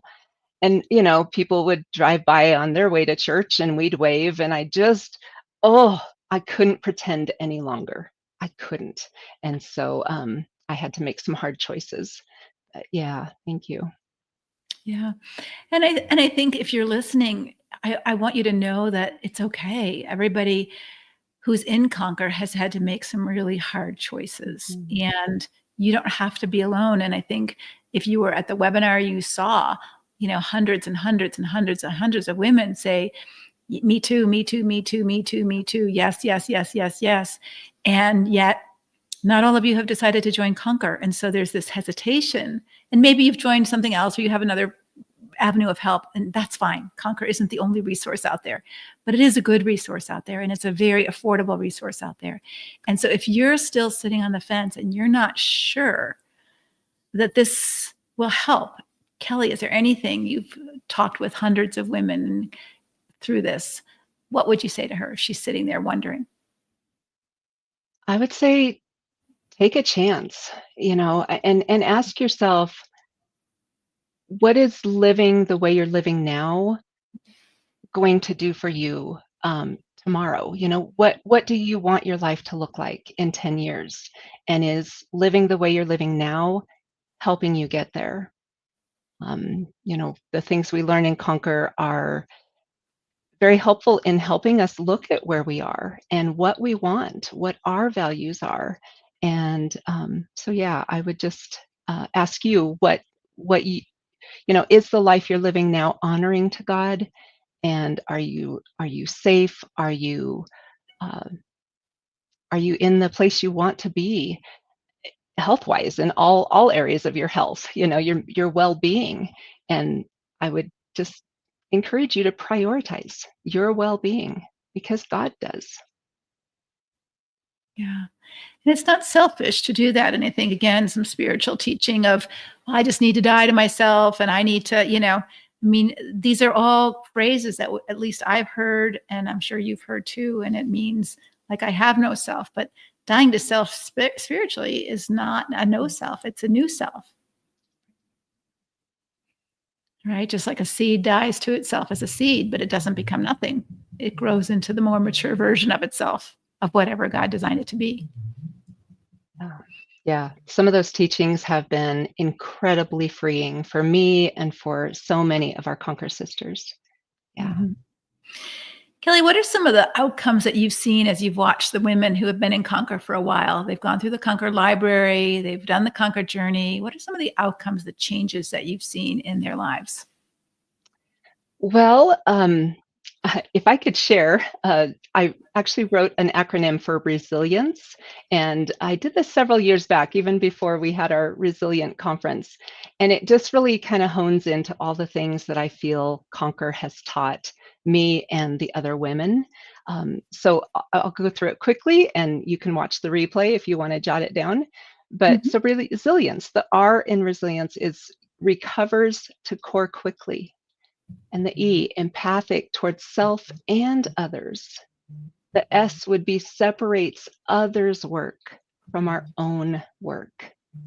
The I, invests in the life of others, being fully present. And the L, lives community-minded, speaking up when called. I, again, identifies toxicity and incorporates healthy boundaries. The E, established and confident in God's deep love.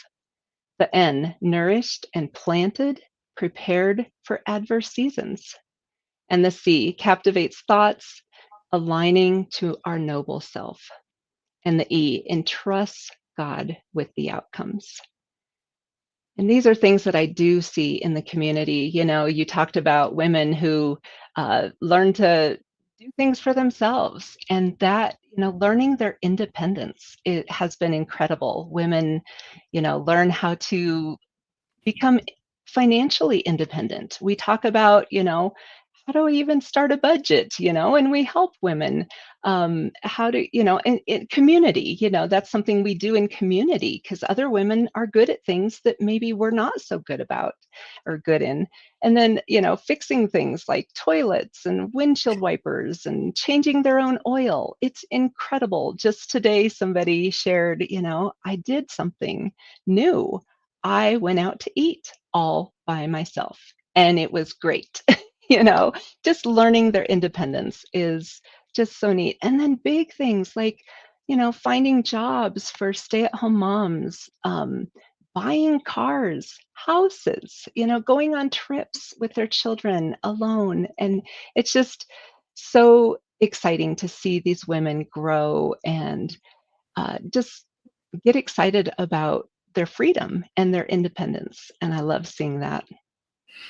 I love seeing that too. So it's not all just about the hard. We have some really fun times and we have some good laughs.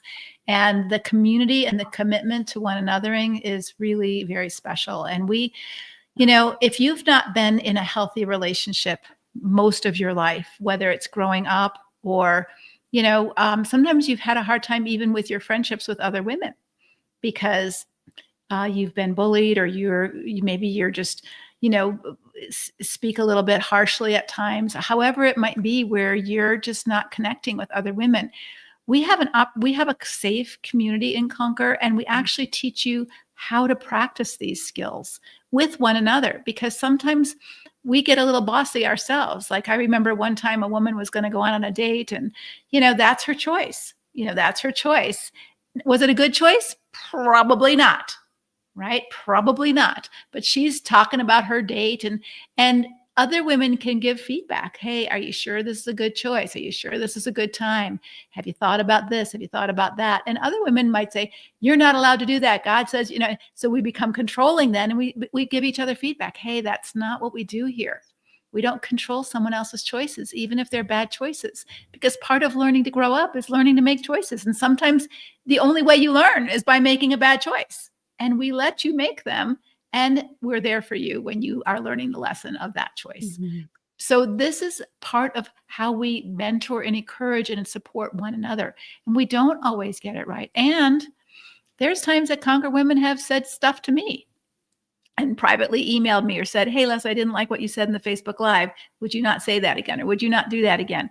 I remember once I used the term, and so I used the term, someone got gypped or something. And she wrote me and she said, did you know that you're using a derogatory term toward gypsies? And I didn't know that. And I was really grateful that she told me. And I've never used publicly, except for right now, that term again, because we are sharpening one another. We are encouraging one another, but we do it in love. We speak the truth in love, not in condemnation, not in scolding, not in shaming, not in you have to do what I say you need to do. You are a grown-up. You get to decide. One of the things that God has given each of us is our choice. And he's even given us a choice, or the opportunity, or the freedom, I should say, to make bad choices, as Eve and Adam did, right? Right at the beginning, they made bad choices, and we've lived with the consequences ever since. But we have to learn how to steward that precious choice. So good. Yeah, thank you. Kelly, anything else you want to share before we end this segment? Just to highlight, the truth that is brought into this. There's so much biblical truth and wisdom in Conquer, and the things that have been really helpful. I'm seeing women break free from being in destructive relationships because they're learning to value safety, because God does. There's so many scriptures that Leslie shares. I didn't even know this one was in the Bible, but until I heard Leslie say it, but Proverbs 27:12, that the wisdom see danger and flee, or the prudent see danger and flee. And so there's just so much biblical wisdom that you will learn and Conquer. So I would encourage you, if you're thinking about it, please sign up. You won't doubt it. Yeah, thank you. And there is a lot of, God has gifted me with the ability to understand his heart and his word. And I'm not a scholar, I'm not a theologian, but I've always been practical. Like, how does this really work? What does this really say? What do you really mean, God? And he has gifted me, and it's not me. It's a gift from the Holy Spirit. When I was told to write a book, I said, okay, but you're going to have to give me the gift of tongues in writing. I've never spoken in tongues, but I have a gift of being able to use the words to help people say, yes, that's it. That's the truth. And we do want to live in truth. And God calls us to walk in truth. He says, I have no greater joy than to see my children walking in the truth. And in order to know that, we have to really do our work and ask the Holy Spirit, who lives in each one of us if we're Christians, is this true? Is this true for me right now? Right? Is this something that, because there's lots of different things that are competing sometimes. Do I extend grace and, trust, or do I see the danger and take refuge? I have to decide, what do I do here? right? And those are hard decisions. And so we're called to mature our minds so that we can learn discernment between truth and error, because sometimes lies really sound true. They're dressed up as angels of light, the Bible tells us, right? Yes, and I appreciate that so much that you do confront that, and yeah, you question things that are taught and say, let's look at the Bible. Is this true? Mm-hmm. Yeah. Yeah. Well, thanks, Kelly. I appreciate you so much on our team, and thanks for coming and sharing with our ladies. Well, thank you. All right, bye-bye. All right, let you go. All right. Well, we are on our last hour. We have one more guest who's coming from all the way from down under in Australia. We have quite a few Conquer women who are in Australia. I'm going to bring you up in just a minute. Shelley, if you just give me a minute, I want to answer a few more questions that are coming in through before we do this. So we have women in Conquer from all over the world, and sometimes they're on a completely different time zone. And so we really appreciate those Conquer sisters. And again, we try to, when I was in London, we got together with all of the, London Conquer sisters, because we want you to meet each other and to be able to support. So if I get the opportunity to come to Australia, I will do a Conquer meetup for all of our Aussie sisters as well. But right now, I just want to answer a few more questions that are on your mind, and we'll do that right after Shelley's done as well.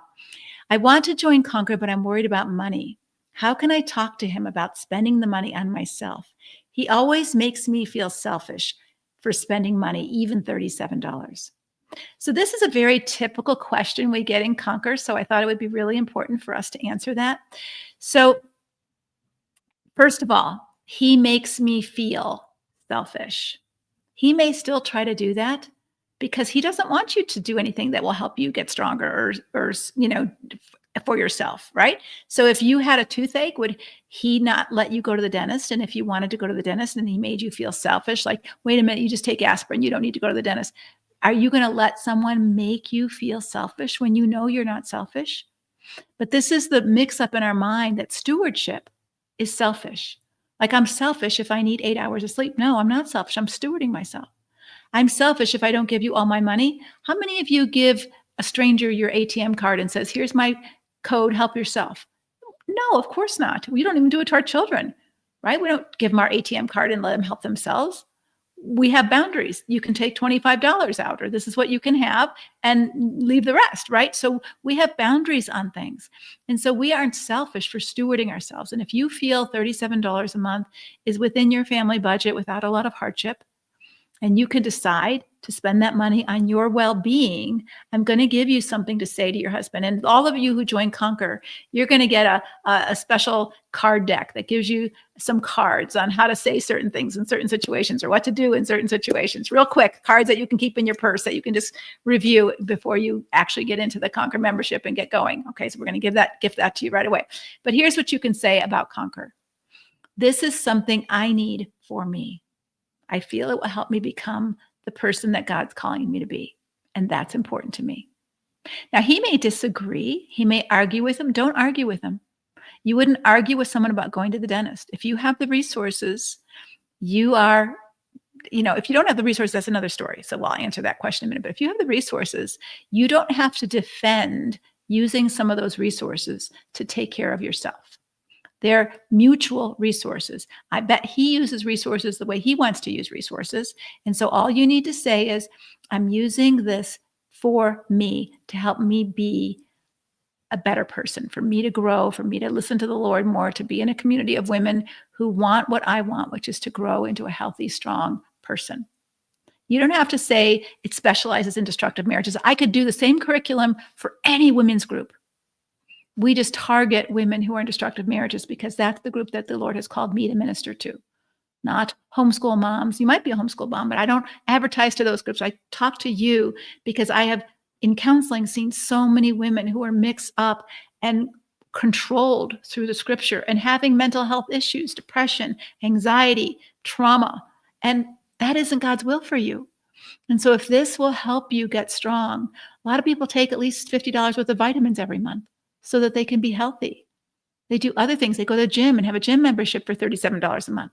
This is to help you get healthy and strong. And that's all you need, the details that you need to say. It's a Christian support group that will help me get strong as a person. And you can say that. And that's what it is. You don't have to say it. And it targets Christian women who are in destructive marriages, which is what you are. Because of course he's going to object to that. But this is for me to help me get strong and healthy. And I need that right now. I'm feeling a little weak, feeling a little lonely. I'm feeling a little, shaky. And I need that support and that help. And that's all you need to say. Now, for those of you who don't have the funds, $37 is a big stretch for you. This is an opportunity for you to challenge the I can't because I don't have any money. Maybe you can. So what kind of creative ideas could you have? And put them in the chat right here so other people can see them. What kind of creative ideas could you have that would earn you $37 a month? Or probably better, if you're really committed to Conquer, join for the year, $370. You get 2 months of Conquer free by doing that way. And then you don't have to worry about it. So what could you do to make $370? If you're all in and you don't need to put your toe in the water, you're all in for the year, you're ready to do that. What could you do? You could even borrow it from someone and say, hey, I'll clean your house once a month for the next 12 months, or I'll run errands for you every week, or whatever. What kind of creative things could you do to make $37 a month? It's not a lot of money in today's economy, really. Now, I understand the economy is shaky and people are scared, and you can quit anytime. So if it becomes a huge hardship, but what could you do to earn $37 a month? Could you run an errand for a busy mom? Could you babysit on a Saturday morning twice a month? Could you make someone a meal every week and bring it over, even though they pay for the ingredients and you just cook it? You could make more than $37 a month. There's lots of little things that you could do as a mom at home with small children to make $37 a month. Someone said, where do I sign up? Conquer is open now. You go to leslievernick.com/Conquer sign up. leslievernick.com/Conquer sign up. It's on the front of your screen. Okay, that's where you go to sign up. So there's lots of ways that you could take responsibility for your need to be in Conquer and say, this, I can earn $37 a month. I can clear out my junk closet. I can go to, have a garage sale. I can do it. And I say it this way, ladies, because I think having agency and knowing you can do it is a powerful awareness versus someone just doing it for you. So you could ask someone to give you a scholarship. You could ask someone to pay it for you. And that may be what some of you need to do because you can't do it for lots of medical reasons, or you're not capable of going out to work or going to do something small like Uber Eats. I have a friend who has Uber Eats. She never does it unless she needs the money. And if she needs the money, she does it once or twice a week and she makes $100. Not bad.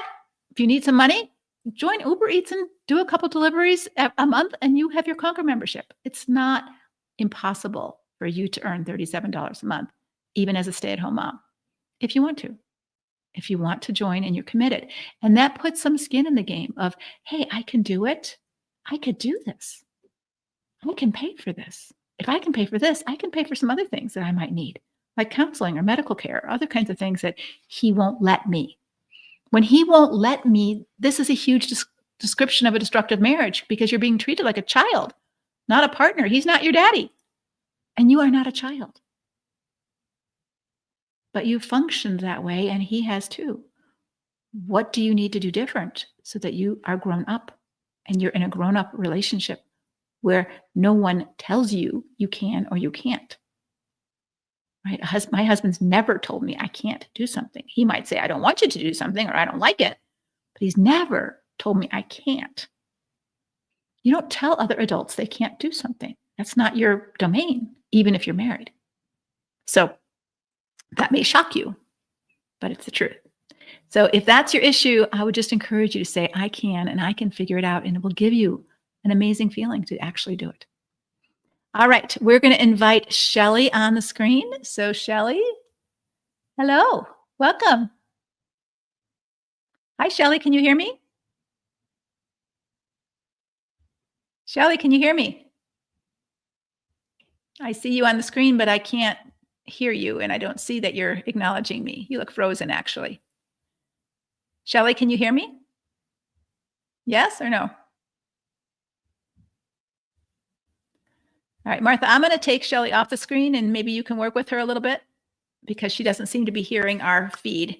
And I'm going to answer some more questions in the meantime. Hopefully you can get that working technically because I have no idea what to do other than to press the button. All right. How do you help grown children handle their new reality of who their dad really is? Someone who had an affair, emotionally abusive, manipulative. I'm so worried about my kids. Would Conquer help me? Yes. So your kids are not kids anymore. They are grown adults, because you're saying, how do I help my grown children handle their new reality? So if they know the ugly details, it's not your job to do their work. They have to do it. They're grown-ups, right? Just like if they had a flat tire, or if they had a bill to pay, or if they had a conflict with a work colleague, it's not your job as the mom to figure it out for them. So your job as the mom is to be available to support them as they figure it out, to give them as much information as they want to know and not tell them anything they don't want to know. So, hey, so I'm going to just give you a couple phrases. You can re-listen to this or put your phone recording on. Hey, Dad and I have had a lot of bumps in our marriage. We've had some really bad ones recently. And I don't know how many details you want to know, but I am not willing to live like this anymore. And I have filed for divorce. I know it's hurtful. It's something that I would have never picked. I would have never chosen. That's not what I would want. But there's some things that he's done that I cannot live with. Done. Do they want to know the details? If they want to know, they can tell you. You don't have to tell them all the details. This is a marriage issue, not a parent-child issue, right? So if they say, yeah, Mom, what happened? Then you can tell them, right? Your dad has some really good qualities, but he also has some really destructive qualities, and this is it, and I can't live with this. It's happened before. Whatever the details are, you can share them. But then their shock of, how do I figure out what I'm going to do with my dad? Am I going to forgive him? How am I going to talk to him again? How am I going to support my mom? That's their work to do. That's not your work to do for them. One of the phrases that we have in Conquer is overing. And a lot of Conquer women overfunction in their family. And you are doing your children's work. You wouldn't do their homework for them, would you? Why not? Because it's their work to do. And if you do their homework, they're not going to learn their lessons, right? You wouldn't interfere with their sports team. You wouldn't say, oh, you didn't catch that ball. Here, let me catch it for you. You wouldn't do that. They have to learn to catch the ball. And in this situation, because these are adult children, they need to learn to manage their relationship with their father and the reality of their family getting divorced. And that's something they will have to do. And to say, your job is to be empathetic and supportive. I am so sorry that this is happening. I wish it didn't happen, but I have to live in the truth now. And how can I support you? Do you want to talk about it? Do you not want to talk about it? Those kind of things, but not, this is what you need to do to heal. And this is what you need to join. Here's money for count. That's not your place. That's their place to do. But let's say that you have smaller children. Okay. Let's say Conquer will help you do this. You'll have lots of support. So all you have to do is join Conquer, then go on the Facebook page and say, I've got to tell my children this. How would you tell them? And you'll get 50 responses of different ways to tell them. And you can pick which ones resonate most with you, like going to the ice cream parlor. Which ones resonate most with me? Not every person's response will resonate with you, but you will get a lot of support. How do you tell little kids? You tell them the same thing, but then you do support them in working through that. Hey, Daddy and Mommy aren't going to be able to live together. We still love you as parents, but Mommy and Daddy aren't working well as a couple anymore. And Daddy's done some things that have really hurt Mommy. And I can forgive him. I haven't forgiven him yet, maybe, but I can, and I will work on that, but I can't live with him. I can't trust him again. So we won't be able to stay married, but we both love you. And how do you help them deal with those feelings, their anger, their hurt, their sadness? That's what a mom does. Whether your children, get rejected from a birthday party or break up with a boyfriend or whatever, you help them. You can't do their work for them, but you certainly can support them through it. And Conquer will help you do it in a healthy way and versus an unhealthy way. Yes, Conquer does do that. And we talk about like even adult children who are mad at you, that you're not willing to suck it up and keep the family together. And they alienate from you and they won't talk to you now because you took a stand and you said, this is wrong and I won't live like this anymore. And they're mad because you broke up the family. You didn't break up the family. You didn't break up the family. He broke up the family. You're just telling the truth. But they're mad, right? Because maybe you've overed your whole life in their life and you've overfunctioned to keep the family together at all costs. And it has cost you and you're not willing to do that anymore, but they want you to. They want you to lay down and sacrifice yourself so that they can still have a happy Christmas together. and still have the illusion of a happy family, and you're not willing to do that anymore. And sometimes it's very painful, and Conquer women have experienced that, and they've experienced some alienation from their children, some, children who cut them off because they won't do what they want them to do. And it's painful. Last Christmas, we had a Zoom call for Conquer women who didn't have any place to go for Christmas, and they all met with each other and celebrated Christmas together for 6 hours on Christmas Day. That's what we do in Conquer. We make sure that you aren't alone and that you have the support that you need if you want it.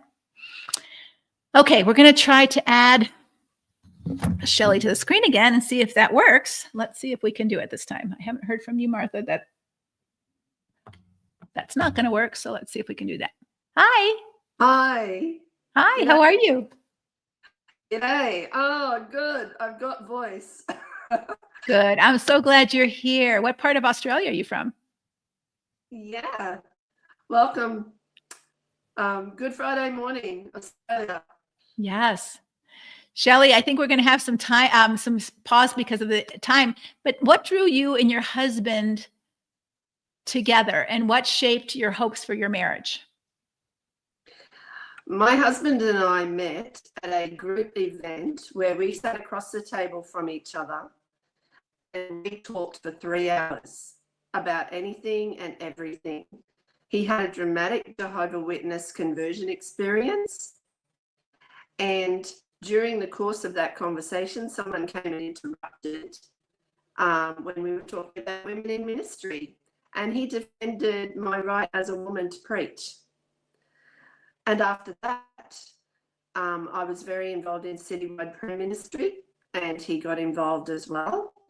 I was singing jazz around the place. He was always there to listen. It just seemed like we had everything in common. When we got married, there were 5 different couples, ministry couples, who prayed over us at our wedding, and every single one of them would have said we had a strong ministry ahead of us where we were going to be reaching people out of cults. I never thought that somebody could actually understand the love of Christ and yet be so broken and have such a suspicious mind that they would actually choose to undermine their own faith walk and not actually go deeper with God and actually avoid pain at all costs. It just didn't even factor into my world, possibly because I'm vision impaired and I just do what I have to do and it doesn't matter. But also the other belief I had was Ephesians 6:12, where it talks about we wrestle not against flesh and blood, but powers and principalities, rulers and wickedness in high places. So I had this assumption that being a prayer warrior, I would be of one flesh with my husband. I would be able to do all the warfare and all of the praying, and everything would be fine because I had the authority to act on behalf of the couple. And so I spent so much of my marriage giving Satan far too much responsibility for the things that he was actually choosing to do.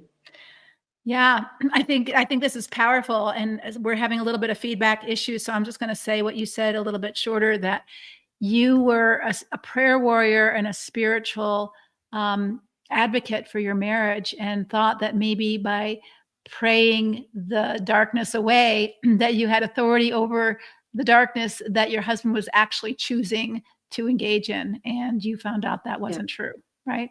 Yeah. Yeah. So what gave you the courage to kind of face that truth, these aha moments, and begin to turn things around?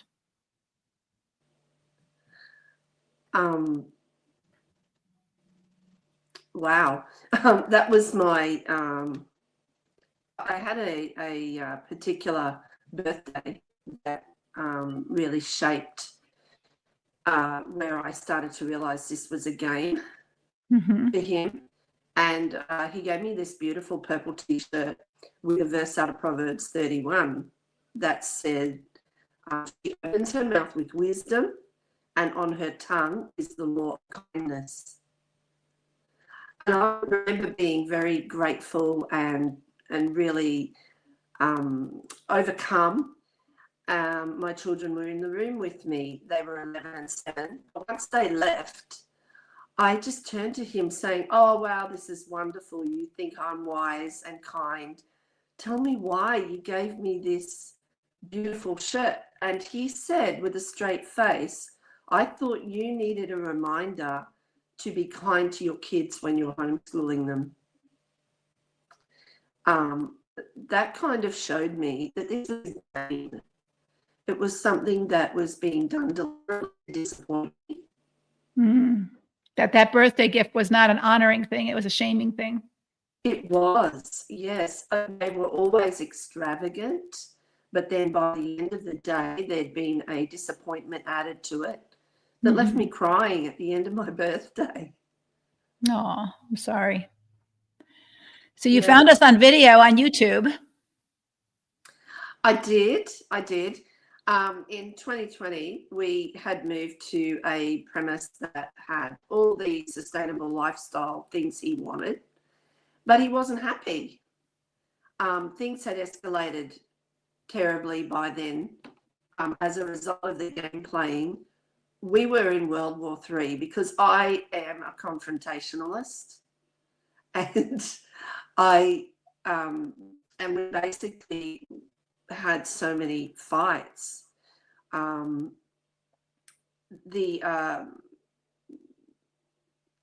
Thinking that we would be fine in this brand new house, I went into this, and he was still baiting and playing self-pity, playing the victim, and rage outbursts, all sorts of things.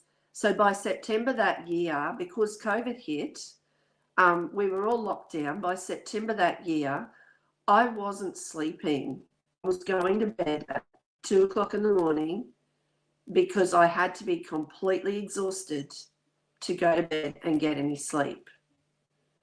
I remember saying to God, "I need peace more than I need to obey you. So if it's in your word that I can't separate because I need peace so much, I'm sorry, God, I am going to have to disappoint you because I can't do this anymore. I need sleep. I can't make decisions." And so I typed in separation as the last resort Christian or something like that. 3 videos came up and one was yours. And I realized immediately, confirmation of 3, that God was okay, not just even with me separating in-house, but separating permanently. But the moment that I did that the next day, a couple that had spoken into my life for 17 years called me a Jezebel, said that I was an unbeliever, and shunned me. And I realized I didn't have support. I had no idea what support I had. COVID lockdowns in Victoria was some of the strongest, and there was no group therapy available. And so I was binge watching your channel and many of the Christian channels until the April Conquer came up, and I realized this was my group. This was kind of the best I could get for group therapy. And I had no idea how good the Facebook group would be in terms of just catching me and being an extended family. But Conquer was definitely my answer. I immediately felt stronger because there was somebody who got it. Yeah. And you weren't being accused of being a Jezebel or a bad person or a bad Christian because you wanted safety and peace. No, that's right. But things did go pear-shaped with my church as well that I was in at the time. So for a while, Conquer was it. Mm-hmm. So, Shelley, living with a visual impairment, How did you navigate your life alone after leaving your husband? And how has God shown up for you? Because I think there's lots of women who hesitate taking a stand and leaving because they have some sort of disability and they're saying, I can't be by myself. How did you navigate that after leaving your husband? I actually left him in court, and I left the court homeless.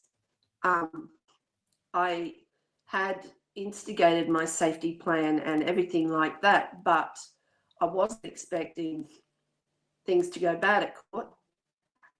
But I walked out of the courtroom and there were two women that I had recently met, and they helped me by taking me to their church. It was an emergency housing crisis here, and so I couldn't even get a phone. Oops, we lost your sound, Shelley. We can't hear you. Yeah, we can't hear you, Shelley, here. I'm not sure what happened. Yeah, we have no sound. I'm gonna take you off the screen for a minute and just keep going, Shelley.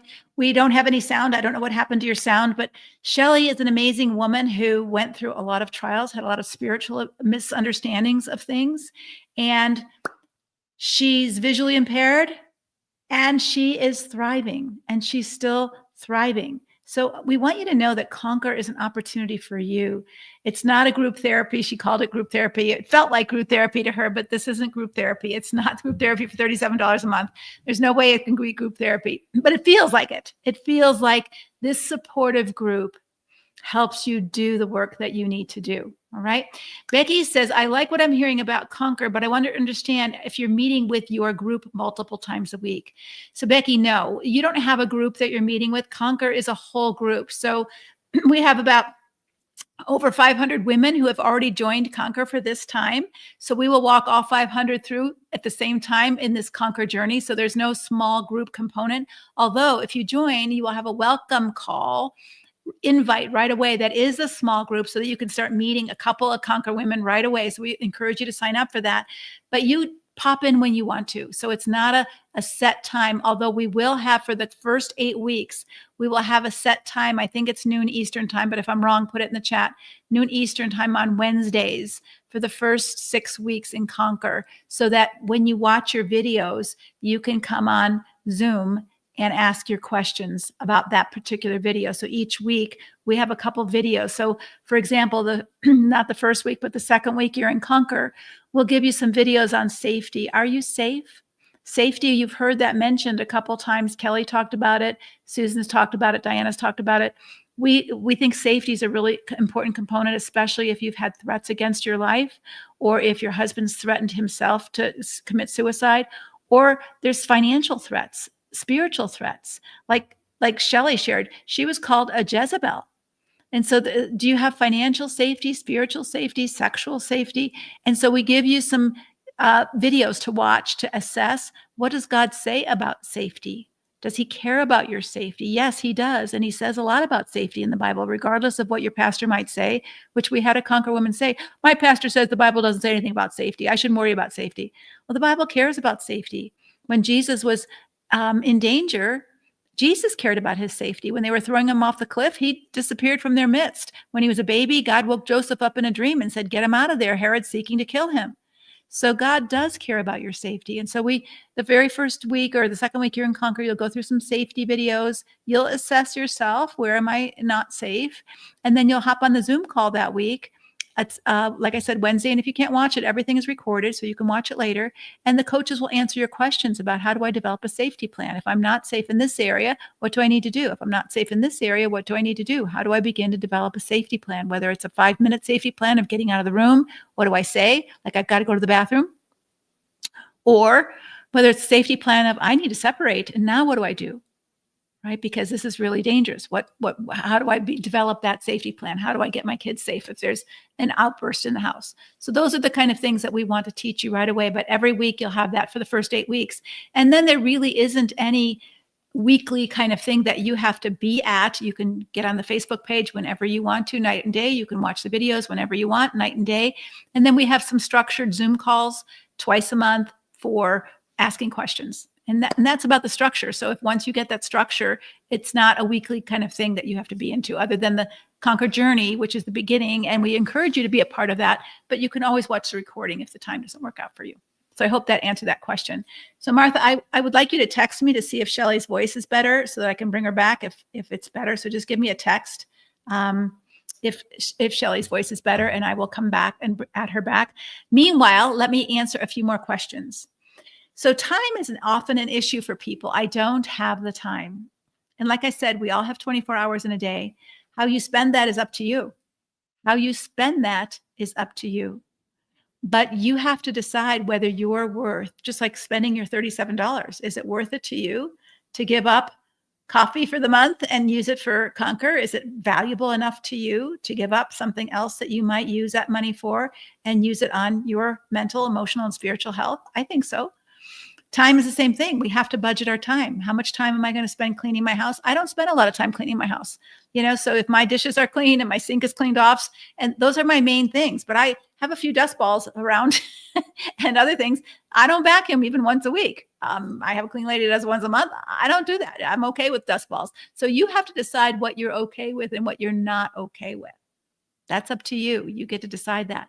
But if you're not okay living in despair and fear and can't mindset, you're not okay with feeling like you're a child in an adult relationship, that you have no voice, no choice, then time is up to you to decide how you want to use it.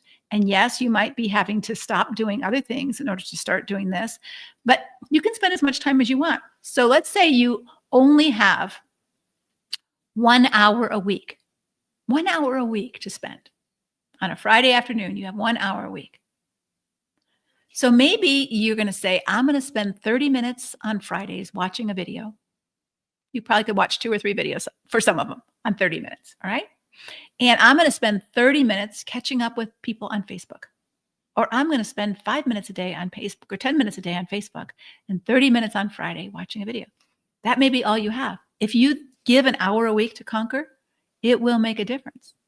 Some of you have more time. If you have no time and you're not willing to make any time, don't waste your money, right? It does take some time to do the work. Just like if you need to go to the dentist, or if you need to go to the doctor, or if you want to go to the gym, you got to make time for it, right? Signing up and not going is not going to help you. So I don't want you to sign up if you're not going to commit some time of yours to do the work that you need and to get the help you need. So time and money are your resources to spend as you choose. You are a grown-up. You get to decide. Don't think that you're a victim of time. You get to decide how much sleep you get. Unless you're a mother of a new baby, you get to decide that. If your kids are waking you up in the middle of the night, then you haven't learned to set good boundaries with them and teach them to have self-soothing methods when they're older to stay in their own bed, right? And so these are things that we want to teach you to learn to be a healthy person so you can teach your children how to be healthy people. If you're doing everything for them, I was just listening to a story by someone who said that they had to do something for their 24-year-old son because he couldn't do it himself. And I'm like, what? He can't do it himself? Then you didn't do the job you needed to do as a parent. A 24-year-old man should be able to do it for himself. He doesn't need his mother. He wants his mother in his life. He doesn't need his mother in his life. Your job as a mom is to teach your kids not to need you. So if you're over functioning and you're spending way too much time momming because that gives you some self-esteem, but you're actually hurting your kids, they should be brushing their own teeth. They should be wiping their own butt. They should be feeding their own self, not making their meals necessarily, but feeding themselves. We all know that when they're little. And when they get older, they should be doing their own homework, cleaning their own room. Teenagers should be doing their own laundry, right? So that when they don't have you anymore, they can function as adults. That's the goal. So maybe you would have more time if you stopped over-functioning in your parenting role. So I don't know how to make your decisions, but I'm teaching you how to make them.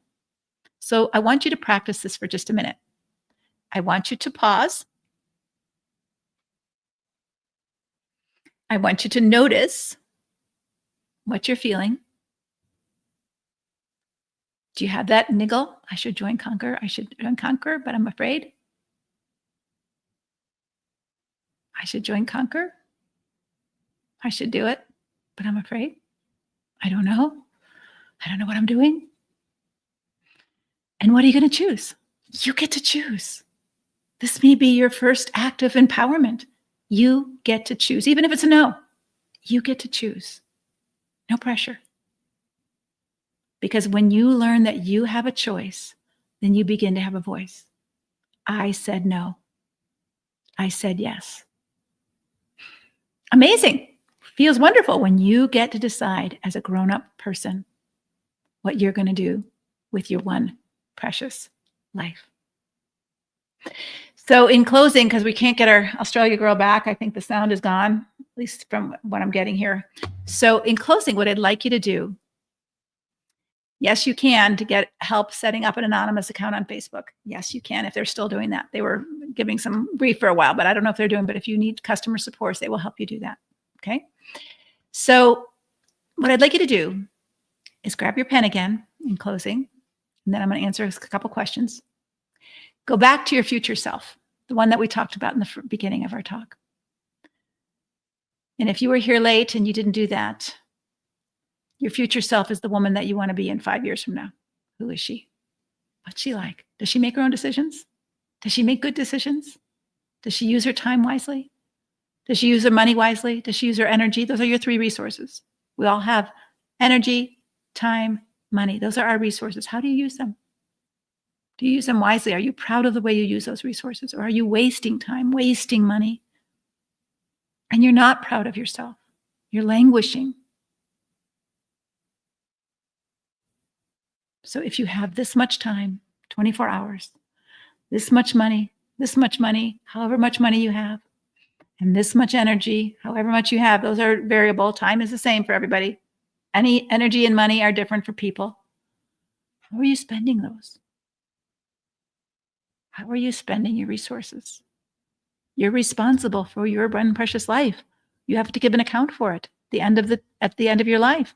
How did you spend your time, energy, money, and talents? How did you use them? Or did you just live afraid? Did you just live afraid, like the servant who buried his talent because he was afraid?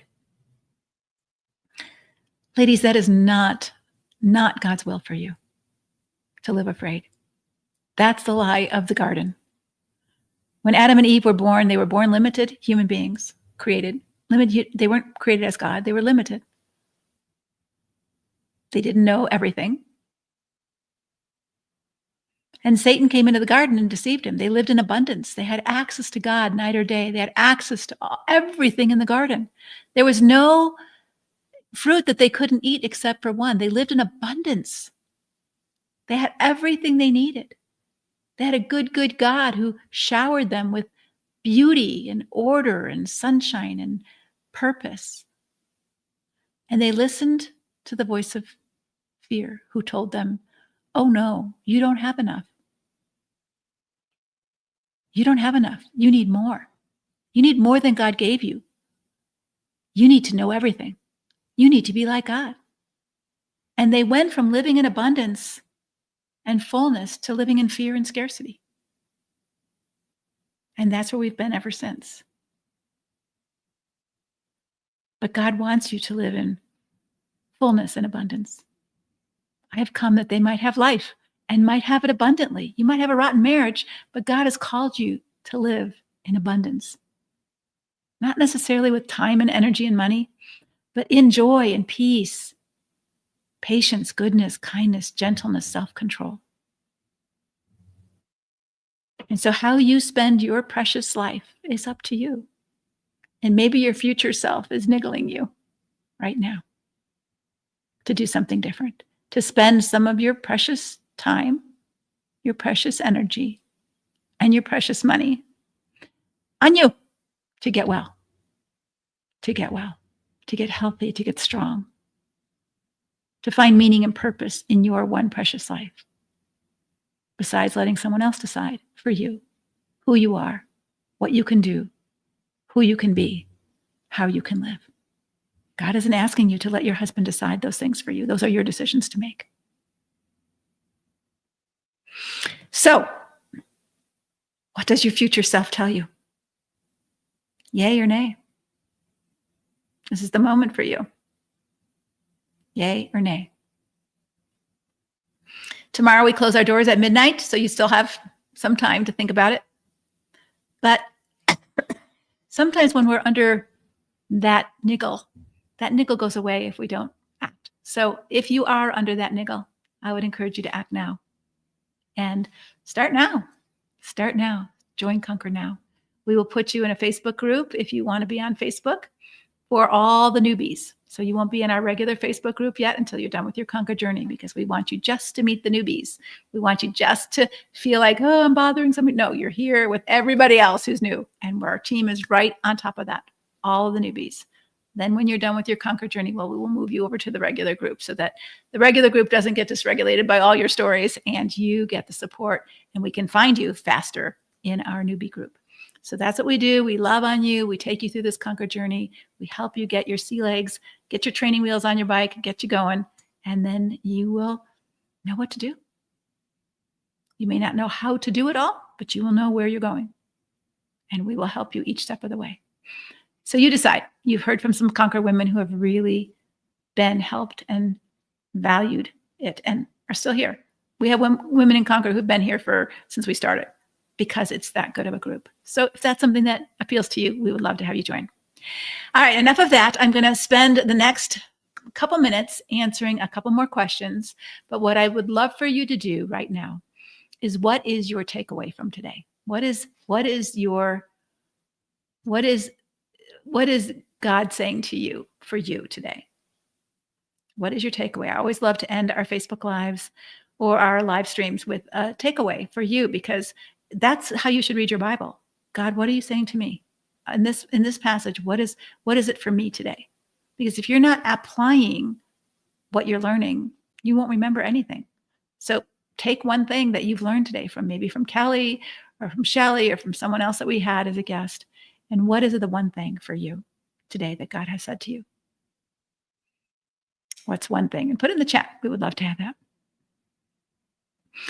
All right, let me answer a couple other questions. Let me see. What are the other groups that you have? Walking on Core Strength versus Conquer and other smaller groups. I'm scared of making the wrong financial choice. How can I feel confident? So Conquer is the lowest cost, lowest entry. We do a lot of things for free, like this. We do a lot of things for free. So if that's your budget, you can't afford anything, come to all of our free stuff. We have lots of free stuff, and we want to. But we also have some things that you have to pay for, because we pay our staff to come to the free stuff, whether you pay or not. I pay them to come. So we have to have some income coming in to pay all of that. So we have Conquer, and that's our lowest entry to come into our ministry and get the information. But information alone is not all application. So if you want more personal attention from Susan or Diana, our coaches, Leanne's out of town right now. But if you want more personal attention, we have individual coaching, which is pretty expensive. But if you want that, you can have that. We also have group coaching, which is Walking in Core Strength or Empower to Change, which we offer a couple times a year. You'll as Conquer women, you get first dibs on the groups, and you also get a discount. But it's a higher cost because you're in a small group of just 15 women working for a specific amount of time through a specific curriculum, not in Conquer, that will help you with a specific thing. So we're going to be doing a people-pleasing one in the summer. We have Walking in Core Strength in the fall, and then Empower to Change next January. We only do that once a year. So those are our coaching programs that we will make available to Conquer women, and then we make them available to other women too, because many women join these coaching groups who have either been in destructive marriages and are now out of that, but they're still working on getting healthier, or they just want to be a part of a group and they've heard about it and it works. The work that we do works. And so if you join our groups, you will begin to do your work and get healthier if you do your work, if you participate. But they're different and they're more expensive. So Conquer is the lowest entry level that you can get into, and Conquer is only for women in destructive marriages or getting out of destructive marriages, right? We don't, I'm not asking. So if you're a counselor or you're a pastor, if you're a man, you can't join. We don't ask counselors to join. We have a different group for you called Equip if you're interested in joining to get some of this information and knowledge, or you're a coach. But Conquer is for Christian women in destructive marriages. All right. Sometimes I feel like I'm just too broken to change. Like no matter how hard I try, healing is for other people, not me. How can I get past this terrible belief? Would Conquer help me with this? I think Conquer can help you with this. Probably a small group would also help you better with that, or individual coaching. This is a belief that a lot of us have from childhood, that I'm not enough. We live in that scarcity mindset that I'm worthless, that because he rejected me and my parents didn't love me, that I must be a nobody, I'm worthless. And so when you tell yourself lies, we believe them. So I'm too broken to change isn't true, but you're telling yourself that. No matter how hard I try, healing is for other people, not me. That's the second lie. And then, I'm not worth it would be a third lie. And so these are some deeply held beliefs that all of us struggle with. And when God says that I want you to renew your mind with the truth, that's hard work. That Romans 12, 1 and 2, that we are changed by the renewing of our mind. That's hard work. Taking every thought captive to the obedience of Christ is hard work. Learning how to recognize these beliefs that you have is hard work. And I'm so glad that you're at step 1. I'm seeing it. I'm noticing it. I'm noticing that I have these beliefs. I've paused. I've noticed that I've had these beliefs about myself and about my work to do that have kept me stuck in the mud. And how do I choose a different course? And I would say that probably you need support, and you might need more support than Conquer would give you. In terms of Conquer's a large group, you might want more individual help. That's up to you and your finances and your time and energy, those kind of resources. But if this is all you have and this is what you have, I would start here. But you have to apply yourself to do the work.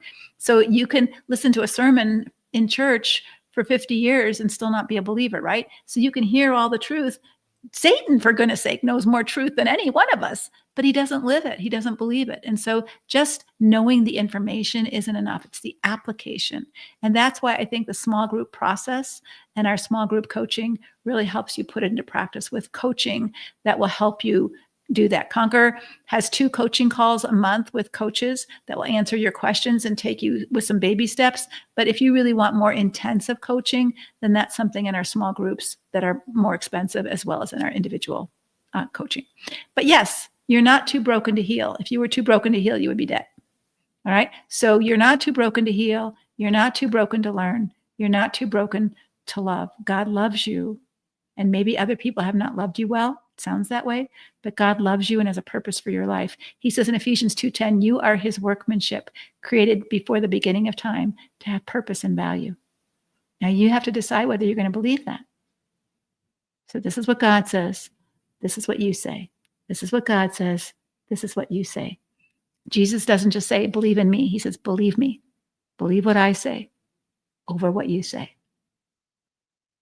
And that's hard work. That's the hard work. I talked about that in the workshop. The work is to believe, right? John 6. What do we need to do the works of God? Jesus says the work is to believe. My thoughts, your thoughts. My thoughts are not your thoughts, saith the Lord. What does God say about me? And how can I believe that? That's your work. Lynette says she would love to hear the rest of today's guest story. We would love to hear the rest of your story. And so I would invite you, Shelley, to write it down, and we will post it in the Conquer site. And we will, if you are writing it anonymously enough that it's not identifying you, we'll even post it in this, in our Facebook page, if you're comfortable with that. All right. So let's see some of your takeaways. I really resonate with, what do I really want my life to look like in 5 years? Yeah. I'm working to breaking it into chunks and accomplishing them. Conquer was the best first step. I was empowered to change, really, to get me ready for a new life. Yeah, empowered to change, the great group.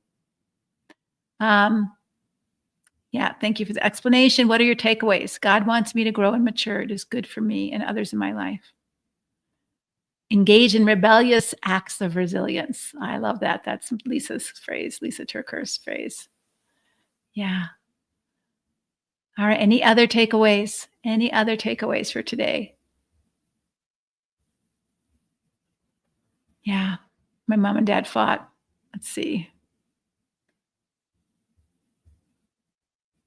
Okay, and Vicki, your body may shut down, and these are things that you're noticing, and that's all good. So what's your next step? What can I choose?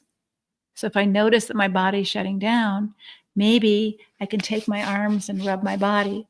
Maybe I can put my hands in cold water to stimulate my body to notice that we're alive, we're here, right? There's some things you can do. If you knew what to do them, and then you've got to do them. So there's things that we can do for our body. There's things that we can do for our mind. There's things that we can do for our spirit. Guard your heart above all else. But how? How do we do that? You will learn those things in Conquer. We can't make you do them, but we will teach you how. It's up to you to do them. All right, ladies, it's been a great morning, and I don't want to keep you any longer. You've been faithful being with me most of the morning, and I hope that those of you who came in late got some really good value and content. If you want to join Conquer, we are open until midnight Friday. So Friday at midnight, we close our doors and we welcome all of our newbies, and we will not open our doors again until September, October of 2025. So we get lots of people in between saying, I want to join Conquer, I want to join Conquer, I want to join Conquer. And we protect our groups so that you all come in at the same time and you all can feel like, oh, I'm so new, instead of, trickling in little by little, and all go through the beginning journey together so that you have that support group right away of all the newbies who are all feeling what you're feeling, and you can all begin to get to know each other at the same time. So if you want that, if that's for you, take a jump and leap of faith and try it. Say, hey, I don't know if this is going to work for me, but I'm going to try it for 3 months. I mean, it's going to cost me $100 for 3 months. It's not a big, huge risk. And if it helps me, it's a huge benefit. So when you talk about risk benefit, if I do my work and I put in some time for $100, that's less than one counseling session, and I get 3 months of access to this group, then I can make a decision, am I going to stay and continue my work? And that's totally up to you. No commitment forever. Not at all, unless you join annually, and then we just assume you are committed. All right? All right, ladies, thank you so much for being here. We will talk soon. I hope you see you in Conquer. God bless. Bye-bye.